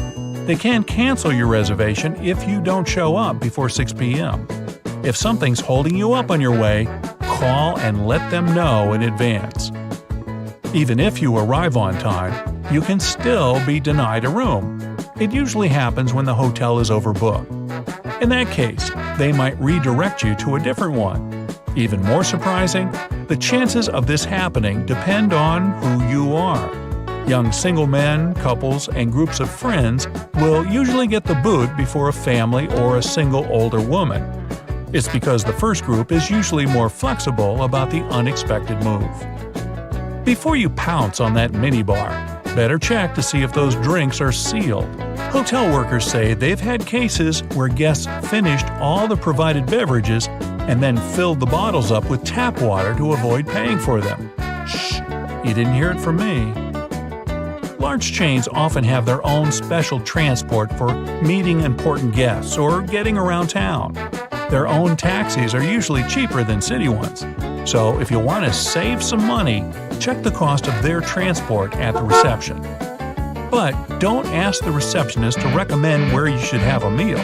The hotel clerk will point you to a local place that pays them for the recommendations, even if it's overpriced and tasteless there. Guests don't really pay for the room itself, but for the hotel's location. Proximity to the airport, the beach, downtown, and famous sites will cost you an additional amount. Yes, even if it doesn't have any stars at all, and the conditions inside aren't great. Think twice before handing over your keys for valet parking. There have been cases when hotel workers took an expensive car for a joyride and even filmed it. My car? No. A famous person could be staying in the room right next to you. Nobody would know it since they get to use made-up names to conceal their identity. For the rest of us common folk, that's not allowed. You requested a single room with a big bed and a nice view of the beach. What you got? A room with 2 small beds and a lovely view of a brick wall. It happens all the time. But they're supposed to give you compensation or some free service to make up for the difference. Know your right to this if the manager doesn't offer. The safe in your room can be anything but safe. If you have some valuables, ask the receptionist to put them in the main hotel safe up front. This place is usually much more secure since all the staff doesn't have access to it. Although hotel chairs and sofas look clean, wait till you see one under a microscope. Don't sit on them without first laying down a towel or blanket. You don't know if the guest before you had their feet up on the furniture. And their feet would certainly be filthy since the room's carpets are rarely shampooed, maybe once a year or even less. That being said, don't walk on them barefoot. If you use slippers or keep your shoes on, make sure to put shower caps on the bottoms when you pack them into your suitcase before leaving. Same story with that bed. Before you lie down on it, know that the cleaning staff might launder the linens between guests, but not that big, beautiful, germy bedspread. Don't touch the drinking glasses either. Even if they get a wipe down, it was probably with the same cloth used to clean other surfaces. Why? Well, because staff have only 20 to 30 minutes to clean each room completely. So they need to do it quickly, not thoroughly. Things that often get overlooked: light switches, door and drawer handles, remotes. Ironically enough, it's the things that get touched most often. Experts have found that these items have as much germs on them as the toilet. Solution? Always bring plenty of antibacterial wipes. And if you ask about the hotel's cleaning practices, remember, cleaning doesn't mean disinfecting. Choose your words wisely and don't give the manager a loophole. You pull up to a hotel and see a no vacancy sign, but don't necessarily believe it. Hotels usually do this when they only have 2 or 3 rooms left. Instead, try calling the front desk to see if they have rooms. Hotel star ratings aren't always reliable, as the rating systems vary between countries. In Italy, for example, a hotel can be given 5 stars just for having a 24-hour reception desk, receptionists that speak 3 languages, and rooms that start at 16 square meters. Instead of using stars, look at ratings or reviews instead. Booking late can also get you the best deals. If your stay is not urgent, try booking a room on the day of the stay. If the hotel isn't full, you'll likely get a discount. Hotel managers reduce room rates last minute to fill them. It's also usually better to book directly with the hotel. Third-party websites are often given worse rooms or whatever is left over. Hotels are also likely to offer a reduced rate if you book directly. This is because third-party sites charge the hotel a fee. Once you're at the check-in desk, it's likely that the hotel staff already recognize you. Many hotels, especially higher-end ones, will do a little research on their guests' social media. While this seems a bit creepy, it's only so they can see who you are to make your stay more comfortable. At check-in, you'll also be given an initial key which will reset the door lock and cancel any existing keys. But make sure to be respectful to your receptionist. Sometimes they might play practical jokes on rude customers by key bombing. This is where they give you 2 of the initial keys. Either key resets the door, so once you use the second one, the first will no longer work. If your key has a magnetic strip on it, make sure not to put it near your cell phone or wallet. A strong magnet like the one in your phone can erase your card key, meaning you won't be able to get into your room. Now that you're all checked in, let's head up to your room. Make sure to have a quick scan of your doors and floor. Some hotel guests have reported tiny cameras being slipped underneath their doors. Even if the door is locked, endoscope cameras can easily slide under. The general rule is, if you can fit your finger under the door, a camera can fit too. Try covering the gap with a towel. Now, how about the room in general? If you're not happy with it, you can easily request a change. If there are other available rooms, the manager will be happy to help. Once you are settled in, you'll want to head into the bathroom to check out all those samples. But while you might think you're being sneaky by grabbing the free shampoos, hotels actually want you to take them. The items contain the hotel's logo, so you're basically giving them free advertising if you put them in your home. The robes and towels are a different story though. Many hotels have a requirement from the AAA for hotels to receive a 4-diamond rating. It does also act as a safety feature. If you slip on the wet floor or get stuck in the bathroom for some reason, you can easily call for help. While the staff clean hotel rooms frequently, disinfecting smaller ones is not on the top of their priority list. Remote controls and phones are some of the dirtiest things in a hotel room. So do yourself a favor and bring some disinfectant wipes to clean them before use. If you're thinking about putting your valuables in the safe for security, you also might want to think twice. Hotel locks use passcodes instead of locks, so there's a high chance someone in the hotel will know the master code. And who knows who else could get their hands on this information. You may also want to throw that comforter on the floor too. While sheets may be cleaned regularly, the comforters are not. Some hotels wash them every week or so, but others don't even bother. Ew. The same, I fear, goes for your sheets. Most high-end hotels will change the sheets daily, but a lot of budget ones don't change the pillows or bedding after a guest checks out. Definitely a good idea to request fresh pillowcases when you arrive. Now you're ready to kick back on the bed and rent a movie. But don't try to be sneaky and claim you clicked on it by accident so you don't have to pay. The workers at the hotel's front desk can actually see how long you watched a movie for. So if you clicked out after a few seconds, they'll believe you, but not if you watched it till the end. Fancy a drink while you watch your movie? Make sure to check the seals on those minibar drinks. Sneaky guests often drink from the bottles and refill them with water. This way they waive the fee and you may be charged if housekeeping hasn't noticed. After a good night's sleep, you're looking for something to do on your vacation.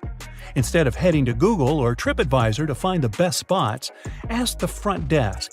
Receptionists are trained to give guests the best recommendations for local activities.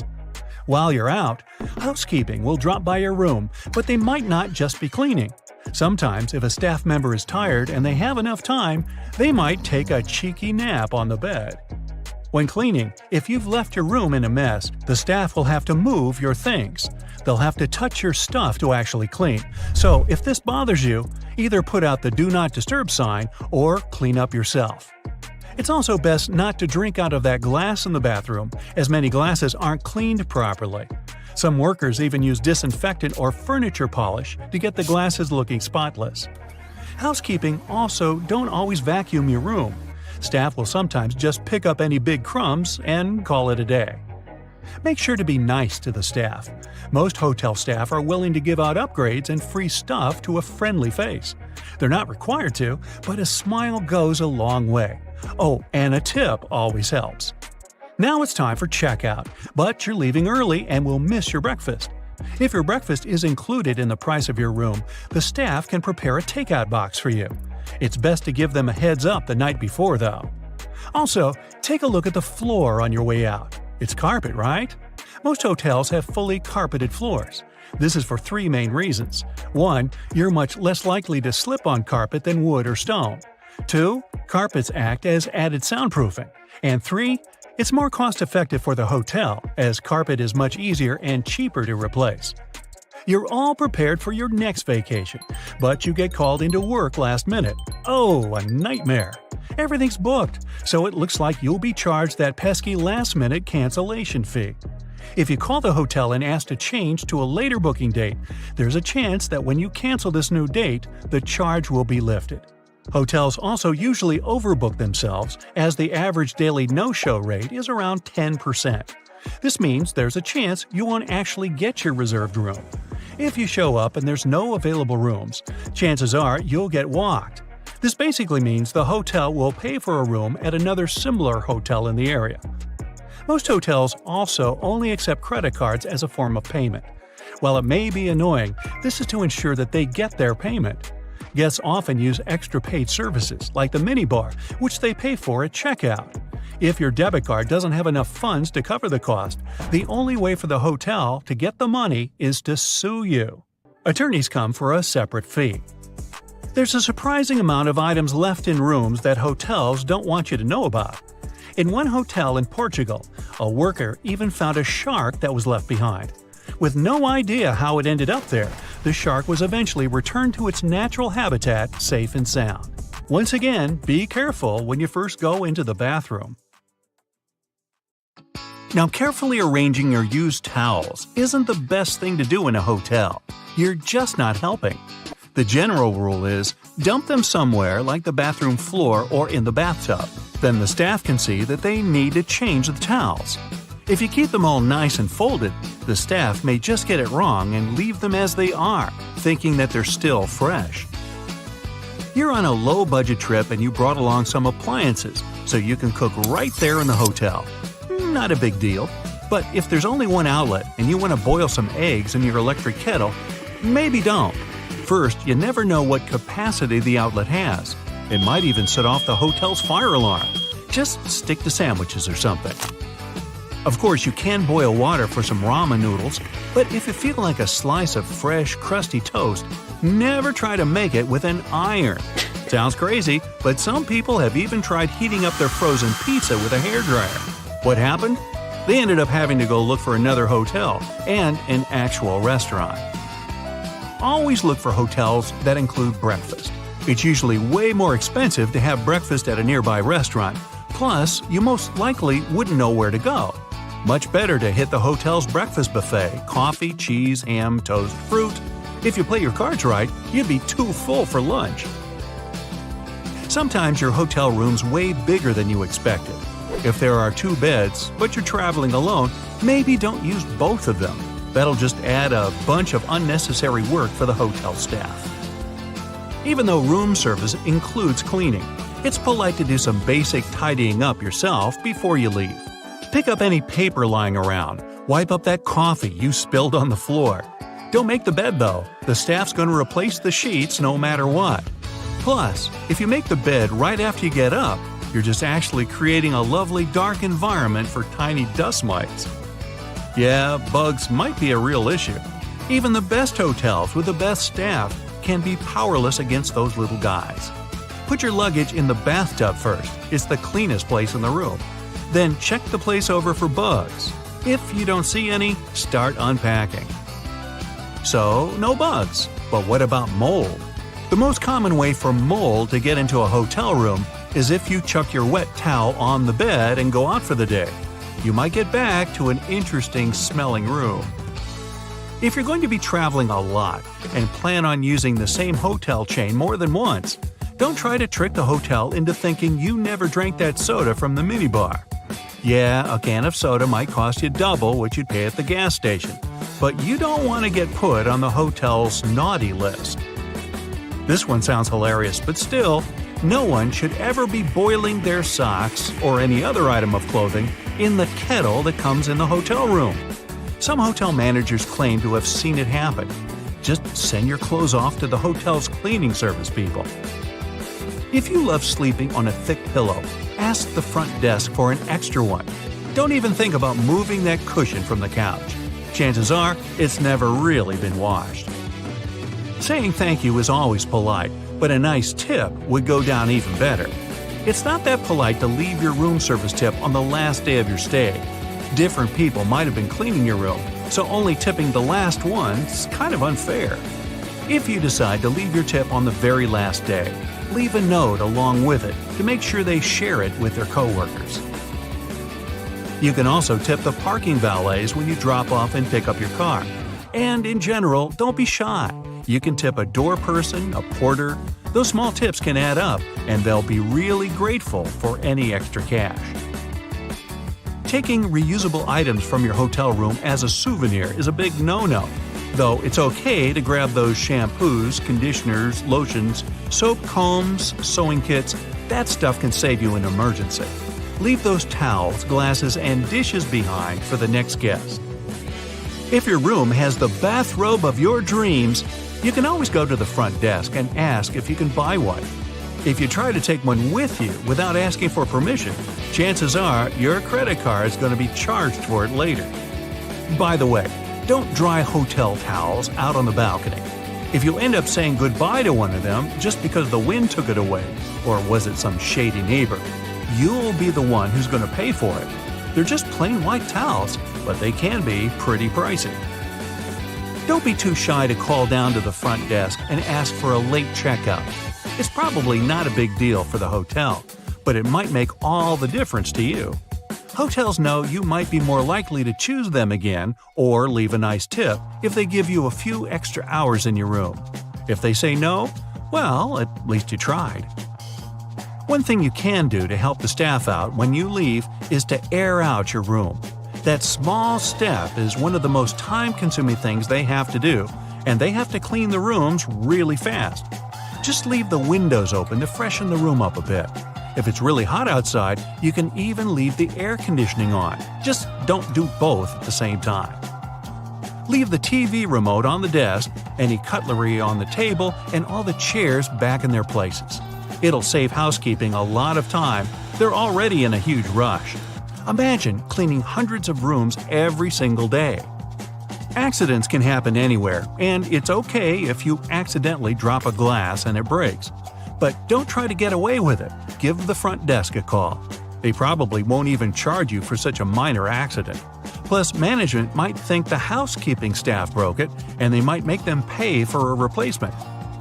Never turn down a chance to join your hotel's reward program. It's usually free, and you can get it after your first stay. If you travel a lot, try to choose those big chain hotels that give you bonuses every time you book. You could get bumped up to a suite, get better Wi-Fi, a free gym pass, or even a free night. Beware of steamy showers. If you accidentally release all that water vapor into your room at the same time, you might trigger the hotel's fire alarm. They keep those things extra sensitive just to be on the safe side. So make sure you keep the door shut next time you steam up the place. If you're traveling with a pet, let the hotel know about it beforehand.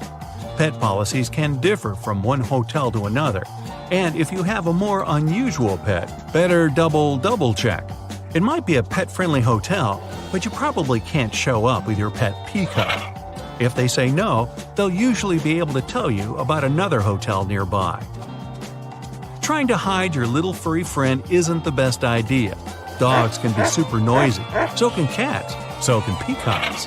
You're going to be looking at a hefty fine if they catch you. Booking etiquette is a bit different now than it used to be. You used to have to confirm your stay at some hotels by writing them a letter. Nowadays, just make sure you have all your booking info handy on your phone. That'll make the front desk people pretty happy. If it's a big hotel, they might have hundreds of people checking in the span of a few hours. The front desk staff are usually super busy managing guests, deliveries, events, emergencies, a random peacock running through the lobby, and so forth. Just a nugget of advice, don't disturb them for every minor question you might have. Check out that booklet that's normally hanging out on the bedside table. The answer is most likely in there. Enjoy your stay. So, why did people decide to add heels to shoes? Because they already had tongues? No. The heel invention dates back to the 10th century, and the original goal was to make horse riding more comfortable. Low heels let them fix their feet better in the stirrups to prevent slipping off. After many years, by the 17th century, shoes with heels became a fashionable trend in Europe. People wore them to show they had a horse, and this way tell everybody they were rich. Now, remember the chewing gum Turbo and its unusual shape? They created such a shape to make the gum look like a track from a racing car tire. 10, 9, 8, 7. Space engineers didn't invent the countdown. It was created by Austrian-German-American film director Fritz Lang in 1929. One of his films included a scene with the countdown. Then NASA decided to steal it. Use it. Now, you take a spaghetti spoon with big teeth. See that hole in the middle? Its purpose is not to take out pasta. Use this circle to determine how much of it one person needs. The amount of dry spaghetti that fits in the hole is one standard serving. You don't have to guess how much spaghetti to cook for 3 people. Measure it with the spoon. In a supermarket, you pass by a shelf with eggs and try to decide which ones are better, the white ones or the brown ones. There's practically no difference between them. The egg's color depends on the breed of the chicken. These birds produce 2 different color pigments. You can take eggs of any color because the nutritional components of the eggs are almost the same. So, what came first, the brown egg or the white egg? Never mind. It's enough to use a small amount of toothpaste to brush your teeth, the size of a pea. But the ads show that you have to cover the entire toothbrush with paste as a marketing ploy. You see, manufacturers want you to buy a new tube faster. Now, a plane leaves white lines behind in the blue sky thanks to the condensation of carbon dioxide, steam, and burning fuel. In winter, steam comes out of your mouth. The same principle works here. It's always icy at the altitudes where planes are flying. Exhaust and hot air comes out of the turbines. When it collides with cold air, it creates thick lines of steam. Now, chefs' big hats indicate their status in the kitchen. It's kind of like heels. The chef wears the tallest hat. Thanks to it, it's easy to find them in a kitchen among the staff. The number of folds on the hat means the number of ways the chef can cook eggs. Of course, modern kitchens no longer adhere to these traditions, but a hat is still a must. Thanks to it, not a single hair falls into the food, thank goodness. Doctors wear hats for the same reason, to prevent hairs from falling into the patient's soup during surgery. Well, actually, there's no surgical soup. I made that up. They install cameras in shops, banks, and hospitals to monitor everything. If something happens, you can call the police or rescuers. The camera really helps to solve a lot of problems. So, why are there no cameras on planes? The crew keeps order on the plane, but they won't be able to do anything if something serious happens. Besides, there's nowhere to run on the plane. During the flight, the cameras are useless, and after the flight, the words of the passengers work ideally instead of cameras. So, if cameras do no good, then why spend money on them? Now, almost all hotels have white bed sheets. They choose this color specifically to show how high their standards of cleanliness are. The white and brighter the sheets are, the more luxurious the hotel seems. It's much easier to see dirt and stains on white linen. It's like proof that you've checked into a clean room. Ever wonder why a computer mouse is called like that? Well, in 1968, Douglas Engelbart of Stanford Research Institute introduced the computer mouse. He couldn't remember why it was called like that. The reason was probably that this little device with a wire really looks like a mouse with a tail.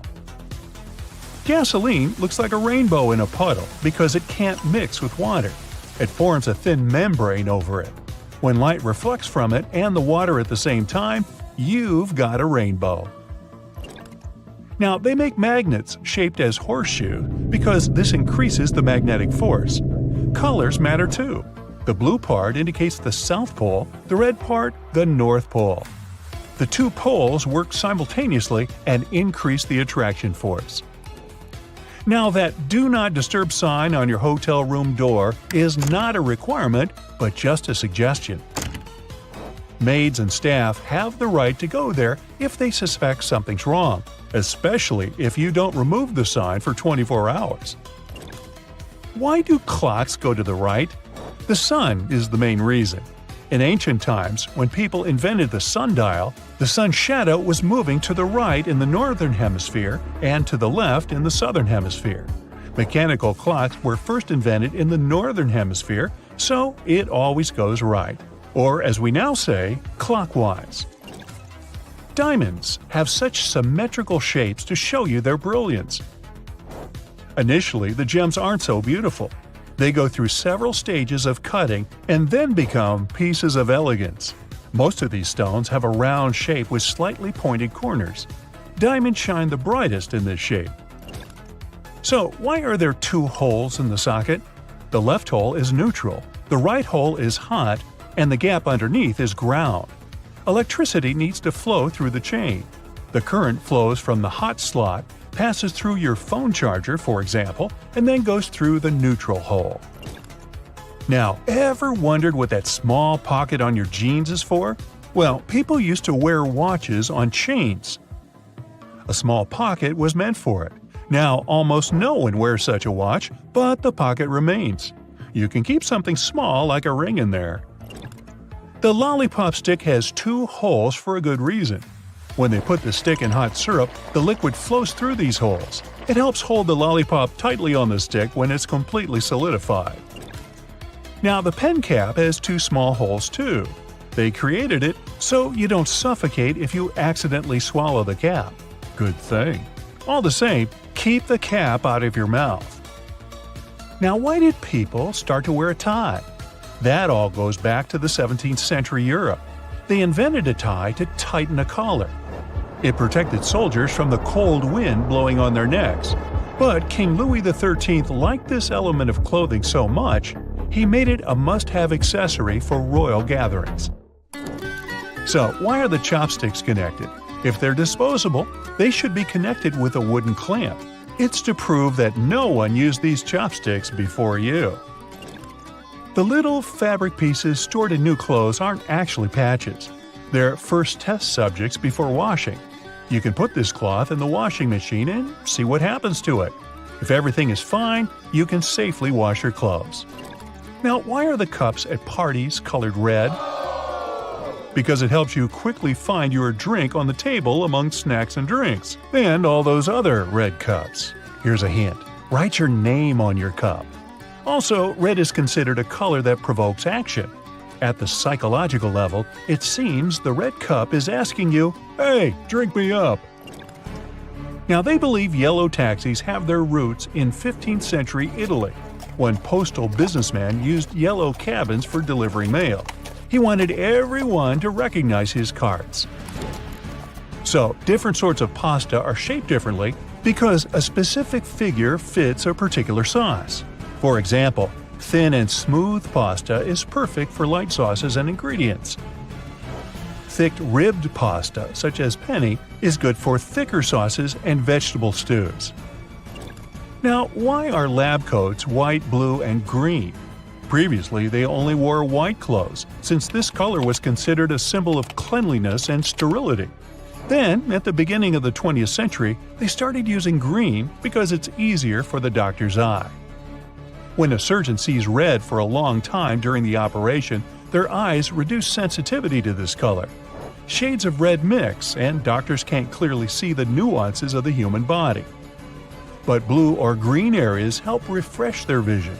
The eyes rest for a second, then return to red color again. If a doctor takes a look at the white coat during the operation, little green spots may appear in their eyes. You can check for yourself. Look at something red for a few minutes, then turn your gaze to a white sheet of paper. You'll see these spots of a greenish hue. So, doctors wear blue robes not to be distracted. Also, different hospitals may have their own rules.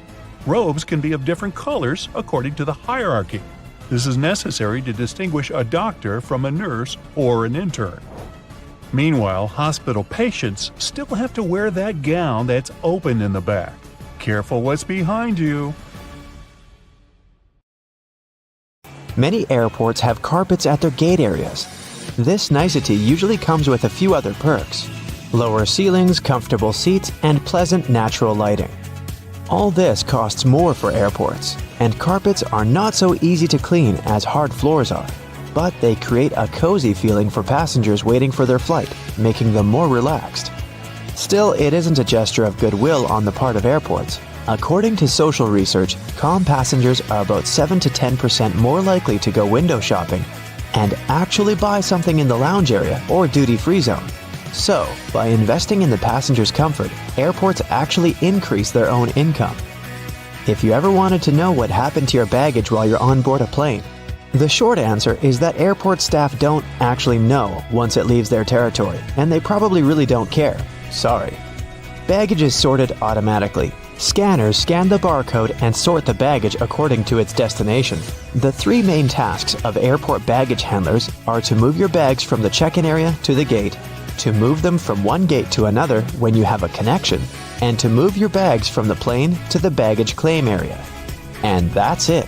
So if your luggage doesn't move fast enough, it can be late for your connecting flight, or the exact opposite. Your bag gets to your destination before you do because you're stuck at passport control. Another problem can arise if you forget to tear off any old stickers showing a different destination. In this case, the scanner might send your luggage to the wrong country. Most airports are equipped with giant kitchens where the food for passengers is prepared. These kitchens usually cook food for different airlines at once. And since that oh-so-delightful airplane food must be cooked for about 6 to 10 hours in advance, these kitchens have to work 24/7. And however surprising it might sound, the menu for your flight is developed up to a year in advance. This is a common practice for most airlines because every single ingredient matters and adds to expenses. In fact, one airline managed to save $40,000 after they removed just one olive from every salad they served on their flights. Airport staff sometimes ask passengers to rub their hands on a piece of cloth before putting it into a special machine. It might seem kind of scary, but it's actually harmless. You're simply being checked by a machine called an atomizer. Before their working day starts, employees put samples of dangerous chemicals into the machine. The machine memorizes these smells, and in case a person's hand smells like those chemicals, it alerts airport staff to this danger. You know how it sometimes goes. You come to the security checkpoint, and suddenly, it turns out you have something prohibited to take on board in your carry-on. But don't worry, all the things seized during the pre-flight inspection can be stored at the airport for as long as 3 months. On top of that, you have an opportunity to mail them any address inside the country. Things taken away by security and weren't claimed can also get sold at special auctions and are delivered worldwide. If you have a long layover between flights, going to the nearest hotel to rest might not be the cheapest option. There's a much better trick. Check if the airport or airline sells 24-hour access to the VIP lounge zone. In most cases, you can have free snacks and drinks there and use free shower cabins and rooms for rest at a very affordable price. In multi-terminal airports, search for underground passageways connecting terminals that most people might not know about. For example, at Frankfurt Airport in Germany, there's a walking tunnel between Terminal 1 and Terminal 2 that's mostly used by employees since passengers are simply unaware of its existence. There's an actual term for the first 60 minutes after you clear check-in. The golden hour. It's the time that passengers statistically spend more money in retail and duty-free areas of the airport. And having the most comfortable seats in those areas right in front of the shops is a clever trick to lure you in for shopping. Let's admit, sitting in front of a comfy chair while looking at a flashy sign or shopping window can be tempting, and that's exactly what the airports want you to feel. If your flight is overbooked and you can't fly at the designated time, don't hurry to accept the first voucher you're offered as an apology. Normally, airlines keep raising the stakes until they have enough volunteers to give up their flight seats. And if they don't, and you've been bumped involuntarily, you can insist on a cash refund instead. Depending on your ticket price and the time of your delay, you might be entitled to as much as $1,300. Most airports have specific experts called profilers. These people practice what's called SPOT, or the screening passengers by observation technique. They carefully analyze facial expressions, gestures, and behavior in order to detect suspicious people. Their job is to notice the nonverbal signs of anxiety, such as people licking their lips, itching, or looking around a lot. If a profiler notices a person acting in a weird or off way, they can invite them for an inspection, where they can talk to a person to find out more about them. Profilers work in both the main halls and in passport control. The typical question they ask is, "What's the purpose of your visit?" Then they check the person's reaction to this inquiry. No matter how reserved a passenger is, if they have something to hide, TSA officers will find out, thanks to the tiniest cues in people's behavior. Before your luggage even gets on the plane, it goes through 5 security levels, and one of them, besides scanning the contents, includes being checked by a special dog that can sniff out dangerous chemicals. It's a well-known fact that a dog's nose is much stronger than that of any human. In fact, dogs distinguish smells from 10,000 to 100,000 times better than people do. No wonder airports take advantage of this super sense for security and regularly use these sniffer dogs to detect suspicious substances. What's really cool is that you can't even distinguish a detection dog from its civilian siblings. Unlike police dogs, the ones working at airports aren't trained to frighten or intimidate people. The most popular sniffer breeds are golden retrievers, labs, and German short-haired pointers. Charging your phone at a specifically designated spot can look convenient, but it's not really safe. If the charging station only allows you to plug in your cord, you might get malware installed on your phone with you none the wiser. The only safe way to charge your phone or tablet is to find an electric socket and use it with your own charger. Same goes for free airport Wi-Fi, apart from the airports requiring you to authenticate yourself more often than not. Someone can easily access your data while you're using an unprotected Wi-Fi hotspot. It's safer to use your mobile data, but if you absolutely have to use the airport's Wi-Fi, best clear or encrypt all your important data on your device. It might be exasperating to take your laptop out of your carry-on at the security check every single time. But the airport staff need to have a clear look at your device to make sure nothing is concealed inside. On the screen of an X-ray scanner, a laptop looks like a semi-transparent object with a clearly visible hard drive, CD drive, and whatnot. But security officers can't see what's behind some of those parts. For example, a dense and rather large battery. People tend to choose the closest security line to them. If that line turns out to be super crowded, just look around after ID and ticket check. You may see another checkpoint with much fewer people. Some checkpoints at the airport are situated at the far edges of the terminal, and that's why passengers fail to notice them. Applying for a TSA pre-check can be a great time saver for traveling in and out of the US. Being a member of this program has some great perks. First, getting through security and passport control happens faster. If you're a pre-check traveler, you won't have to take off your shoes or remove your belt. And forget about placing your stuff like liquids and laptops in special bins. If you aren't flying to or from the US, then you can look up similar services available in your country. If you're flying economy class but don't like it, who does? Check in online and check out the seating options about 4 days before your flight. It's about that time that airlines typically start upgrading seats, and you might get an upgrade to business class for a small fee or even sometimes for free. You can also ask for an upgrade when you're already at the airport. Most people forget about this opportunity or simply don't care, so you might just get lucky. They're watching you when you're in the bedroom and when you're in the bathroom. No, I'm not talking about your 3-year-old kids. One of the last things you think about when going on vacation is if the room you're staying in has hidden cameras planted all over the place. For starters, look in the most obvious spots in your hotel room to see if you can find any hidden cameras. According to some experts, if you can't find anything in plain sight, then using your smartphone is enough for a basic sweep. Every camera has a lens, and all lenses reflect light. So a quick way to check for hidden cameras is to close all the curtains in the room and turn off the lights. Use your phone's flashlight to point it at potential places or objects a hidden camera might be at. One of the apparent spots is the smoke detector on the ceiling. Grab a chair and point the light straight at it and try to see if there's any red or blue light reflected. You'll have to do it slowly since the light needs to strike the lens at the correct angle for you to see a reflection. After you're done, move on to other objects like the shower head in the bathroom or an alarm clock or phone charger. Keep in mind the positions of these objects. If the charger is placed where a surveillance camera could be, then investigate it and call the reception. Even a painting in the room can be a potential nest for a hidden camera. Other objects can be lamps, a hole in the wall, or somewhere inside the closet. Another creepy place is the bathroom mirror.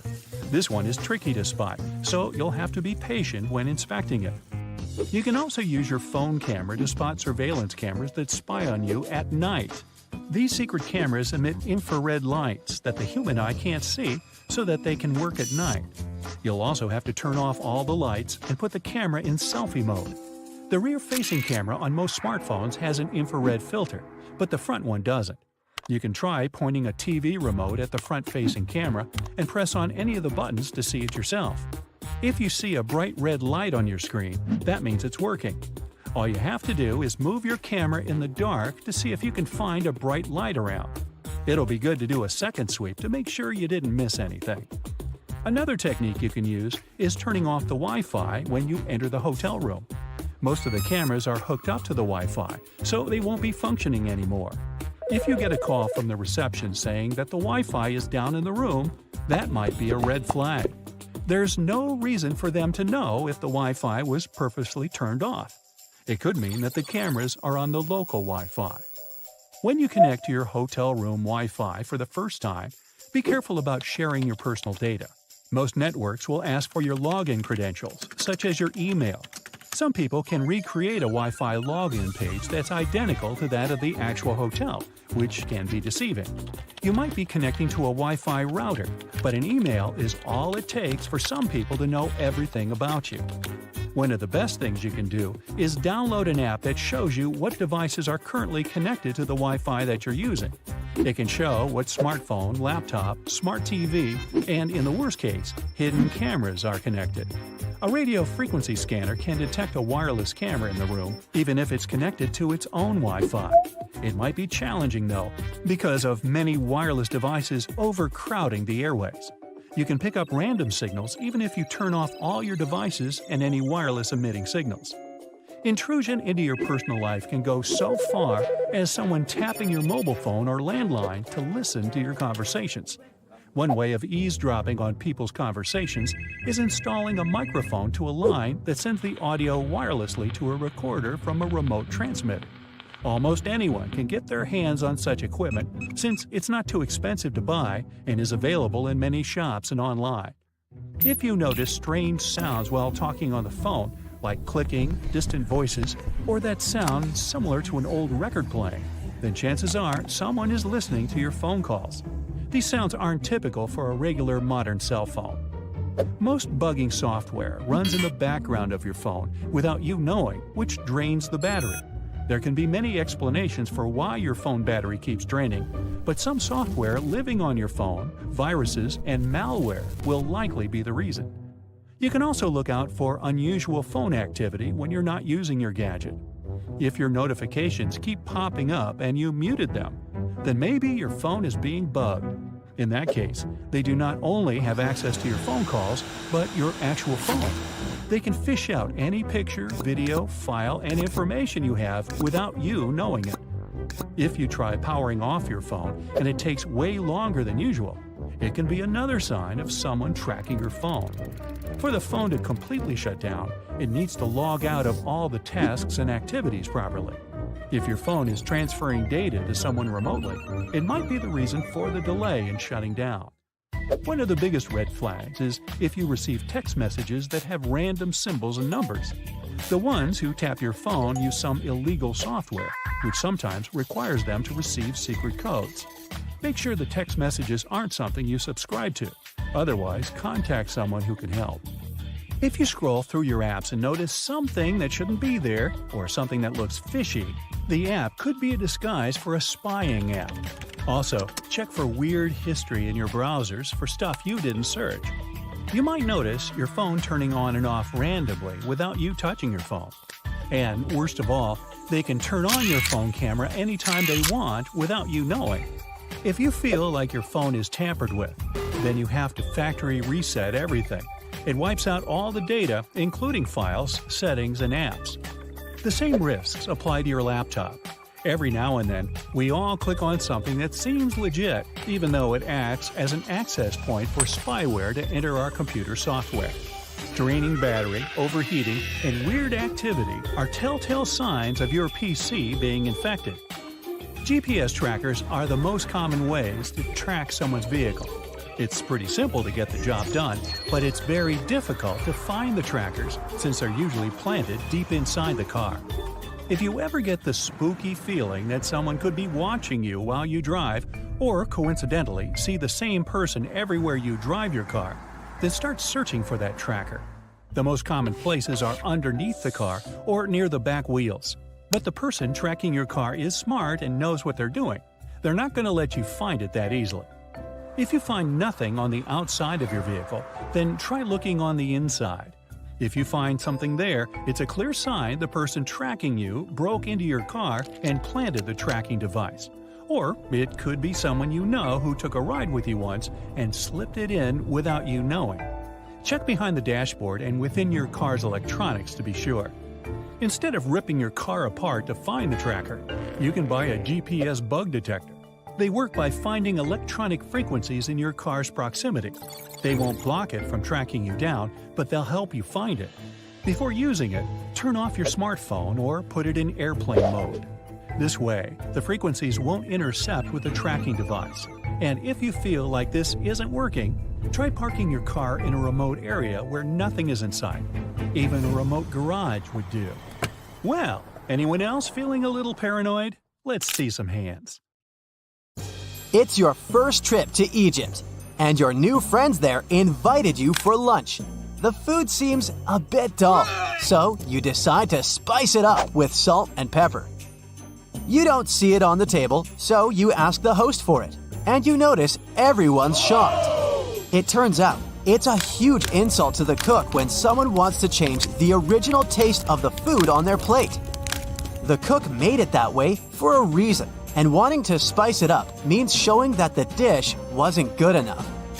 You're used to doing it as a kind gesture around the world, but don't tip waiters, taxi drivers, or hotel workers in Japan. They can get offended because they already get paid for providing you with good service, and there's no need for extra money to make it any better. If you really want to show appreciation, just say thank you. It's okay to tip private guides, tour companies, and interpreters. You can put any amount that feels right to you in an envelope and hand it down to them. If you want to impress your new Japanese friends or colleagues, take some time to study chopstick etiquette. When you master the art of holding chopsticks, remember not to rub them together. People do it to remove splinters, so it might look like you're unhappy with the quality of the pair that your host provided you with. Don't put your chopsticks vertically in your bowl of rice. This way, it can be seen as an offering to the deceased. Don't wave chopsticks in the air or use them to point at things. Both are considered really rude. The same is with moving things with your chopsticks or the hand holding them. It looks disrespectful, plus you're likely to spill things. When in Italy, don't order a cappuccino after noon.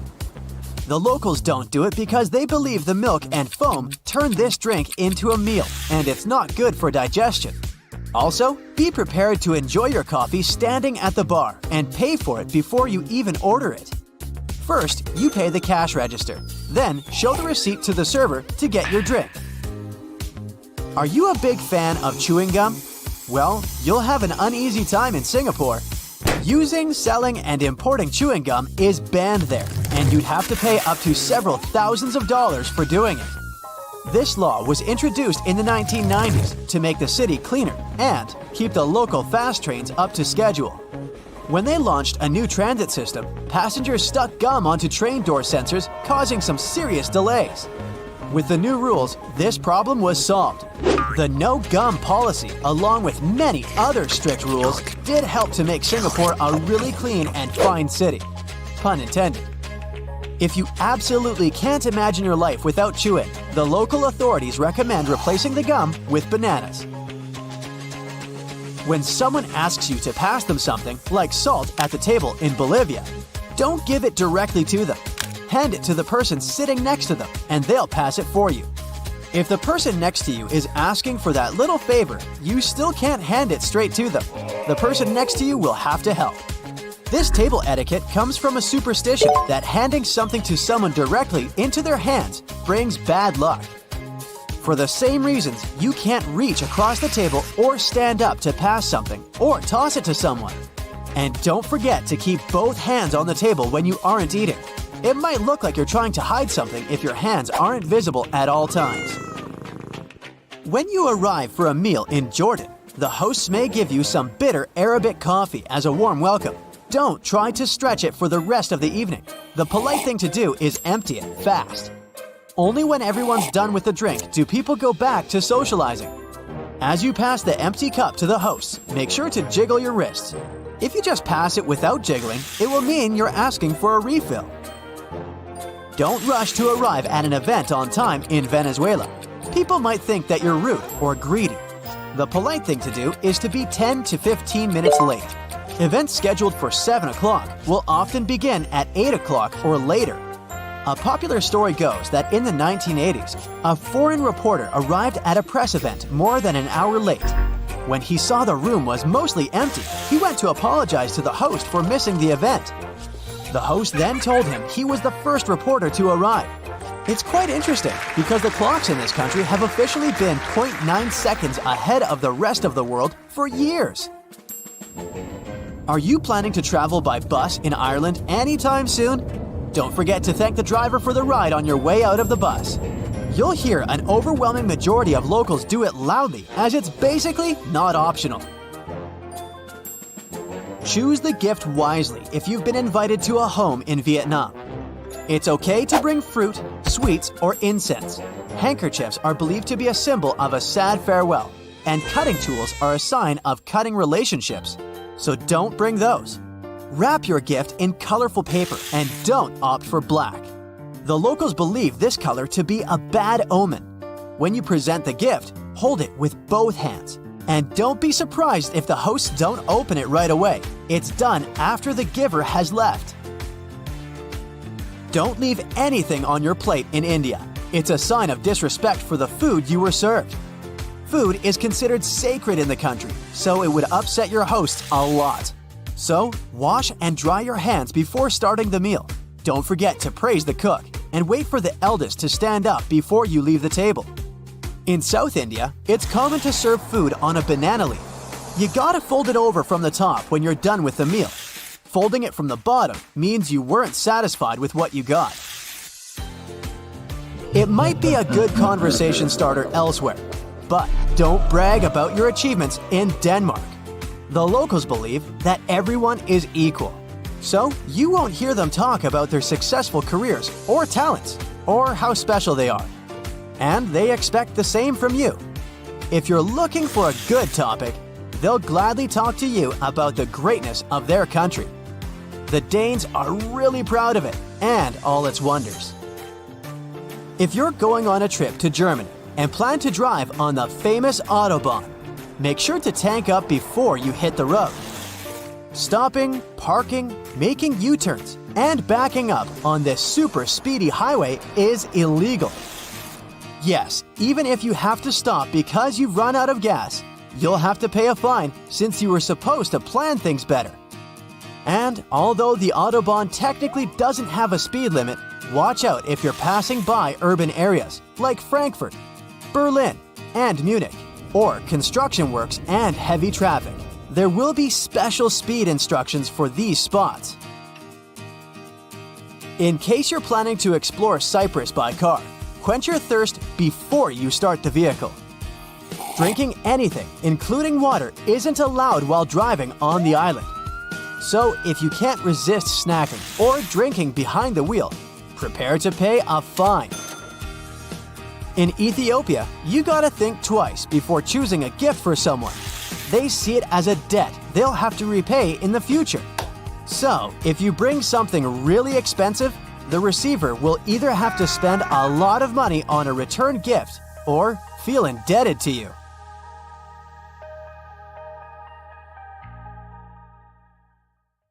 That's it for today. So hey, if you pacified your curiosity, then give the video a like and share